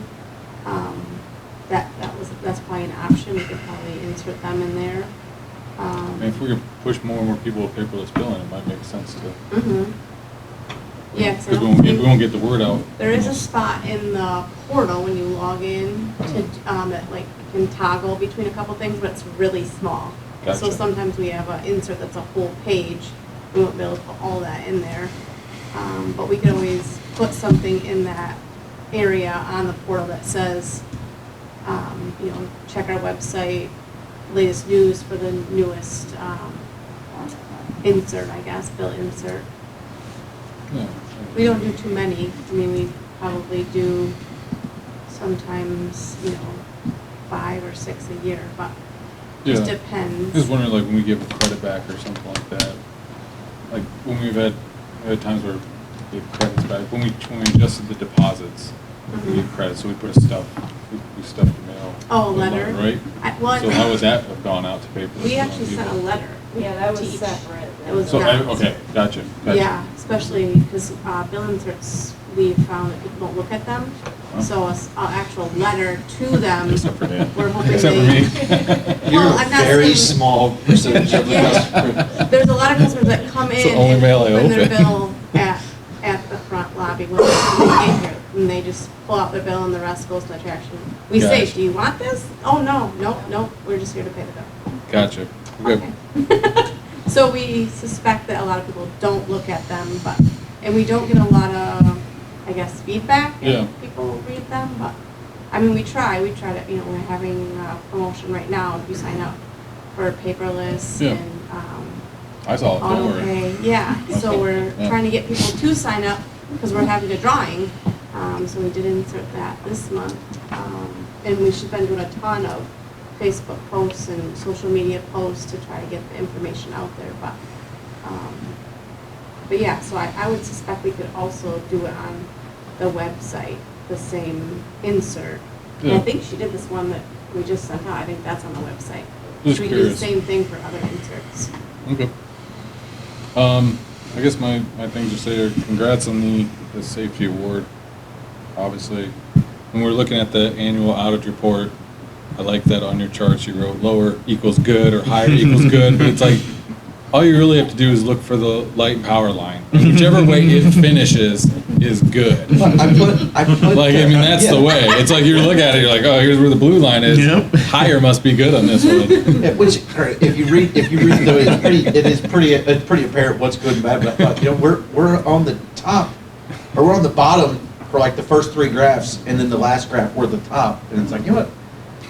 I want to make sure it's abundantly clear that that's exactly where we want to be. No, it's good to see. And I don't know how far we are from having a meeting at the Energy Center when we talk about boardroom and all these things, but Well, we had one. Yeah. Want another one, I want right? another one. Okay. Only one that I can attend. Okay. How's that? Regular You guys say when you want to have it there, and we'll show up there, so. Yeah, anytime. That's Gets all I better got. every day. Cleaner every day. Yeah, I mean, see the pictures, I want to see more of them. Okay, we'll figure that out. That's what I got. Andrew?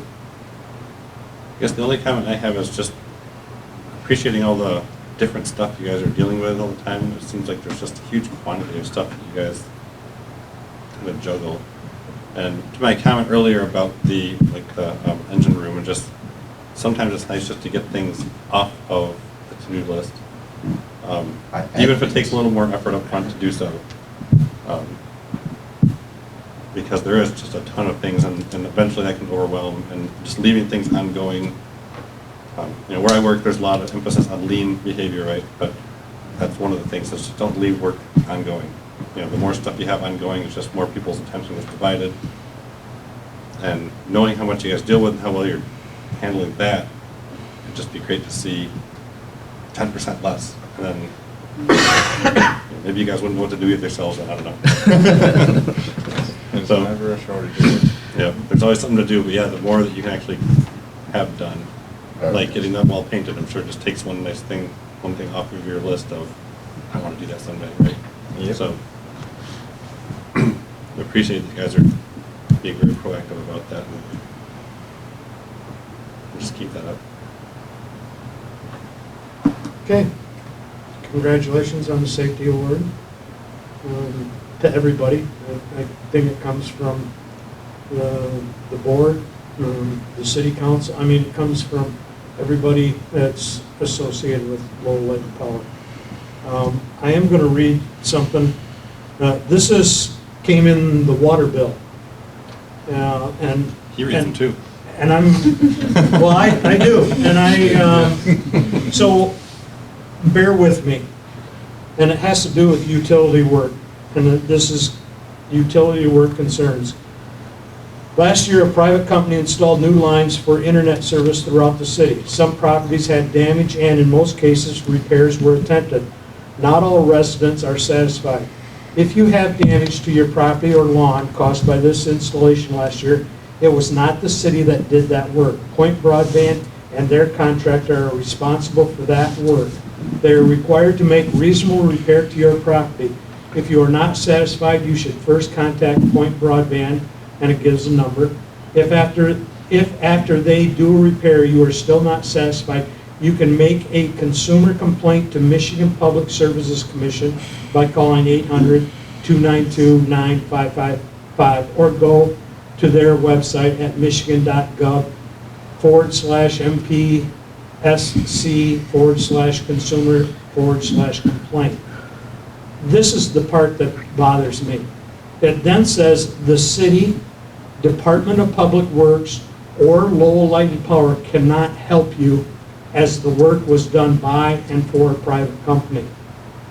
I have talked to Lowell Light and Power, I've talked to Charlie. This went out in the water bill. I have a problem with the city talking for Lowell Light and Power. And I'm disappointed in the city because I think that's the responsibility as elected officials and employees of the city should help the citizens. And this basically says, sorry, our hands are washed of it, we're not going to help you at all. My point being is, at Lowell Light and Power, we try to help what sets us apart from other utilities and from for-profit utilities is our service. And our service, Lowell Light and Power, works does underground work, works in the right-of-ways. And occasionally, we make mistakes or don't do something to the satisfaction of a customer. But we want to know that because we feel that it is our obligation to work with our ratepayers. And it might not be something that Point Broadband did. But if they're not contacting us, how do we know that? And our staff will go out and determine whether that work needs to be done, or will help the citizen make the right contacts. And I will be coming to the city council meeting on Monday to talk about this.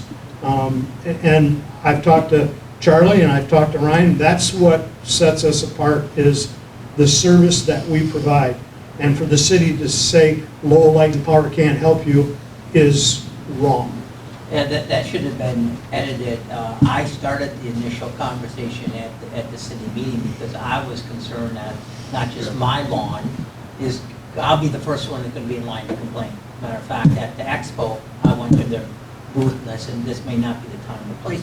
However, you will be hearing from me because the grass is not coming in. That was the direction I asked the city to put something together to say, who do we contact? What is their, that was never my intention to put in, don't contact the city or contact Lowell Light and Power. I would never speak on behalf of Lowell Light and Power without permission. And again, the city, I can't believe Mike put that in there, that the city would totally wash your hands of it, so I'm. And a lot of it is not necessarily on the homeowner's property, it's on city property that's out in front, that by the ordinances, you have to mow it, you have to maintain it, you know, and all this kind of stuff. It is wrong, in my opinion, for the city to take that, to come across in that manner and to take that stance. They might say, it's not our responsibility, we didn't do that, you need to contact, but to sit there and say, we're not gonna help you, it infuriates me. So, anyway, with that. And with that, I'd say our strategy to handle these, just for, because Ryan and I have talked about it, we talked about it last summer because it's not just Point Broadband. There's another contractor in town that does not do good work, in my opinion. Not Point Broadband, I'm not sure how much work they're still doing, but there was one specific area that one contractor was leaving. They just were not doing right by this community. They weren't doing right by the customers. It wasn't Point Broadband's contractor, but so our strategy is, because we could have been there. Ryan could probably take a phone call and say, yes, that's us. No, it's not. But he looks at them, and one of the things that we do have, and we're afforded the benefit, is we have good contacts. And some of the contacts that we have are not readily accessible by the general public. But Ryan has a working relationship with multiple contractors, multiple companies, the parent companies that hired the contractors. Ryan he deals with this, every day, deals with their projects. We work very well, and Ryan is able to, a lot of times, send one email or tell the customer, hey, reach out to this person, and we're able to, we don't fix anything by any means. We just help make sure, it's our strategy to help make sure the customer that they have access to the same paths that we might have. So, if we run into a dead end and we can't help, we're not going to spend 6 hours trying to track down the right person. But a lot of times we found that I think you told me today, it's a simple email to one person at Point Broadband, or I don't know what company he's with. You can remind them. Hey, Yeah. we had this customer, and they, at least at that point, we know that our goal is to make sure that customer's complaint is heard by somebody that we know can help them. Because ultimately, that's what differentiates us a lot of times from consumers. And we are in a little different boat that we do have competition. Granted, we have a protected territory inside the town, but at any given point, we could be sold off, and that's competition. We have to serve our customers, and we know we're the best solution for our customers' energy needs. But sometimes doing the non-energy related things is what separates us. And we're happy to help. It's not super labor intensive, but we'll see what happens this spring when things thaw out. So I did have one other thing. I was going through my notes. Yep. Would anybody on the board have any opposition to having board packets emailed directly to your email versus share file? I like the idea of email, because to get into here, it's just a whole different thing for me. To open the document, I can only have one document open at a time. Or you in gotta Citrix. download it and try and find it. Yeah. So it's Speaking of cumbersome. improvement, That's great to hear, because we started looking at it. It costs them. I hesitate to say this number. We spend $25 a packet to deliver it through ShareFile because we don't use it enough. We send out about 60 packets a year at $1,500 a year to use ShareFile. I was going to say, if you guys had this really... What service, what level of whatever, yeah. Email's good. I thought if there might be some preference to use ShareFile, it might go away at $25 a pop, but didn't want to just kill it. But unless there's some benefit over and above what I'm aware of, on the receiving end, I'm a big fan of saving $1,500 a year. Yeah, me too. I mean, there's no added value that we're getting out of It'd be that. easier on email too. Well, the only thing I could think of would be some security aspect that ShareFile may provide, that email is not necessarily the most secure way to send something, but, What we're sending is public information. but yes, so Yeah. if we're not worried about it, then Yeah, I mean, it goes from there, it goes to you guys, and then it goes on the website, so Yeah. I'm not necessarily, from a security standpoint, and I my mean, seat. it's already emailed to people. Yeah, Jim now. gets it emailed to him Yeah, every month. Jim might get it emailed to him. Mike, I'm good with it. It's easier to Yeah. open up than Yeah. not to search. All right, that'll be the shortest conversation we have in a long time. We're gonna kill it. Okay, anything else? I would entertain a motion to adjourn. Motion to adjourn. Supported. It's been moved and supported. Any further discussion? Hearing none, all those in favor signify by saying aye. Aye. Opposed? Motion carried.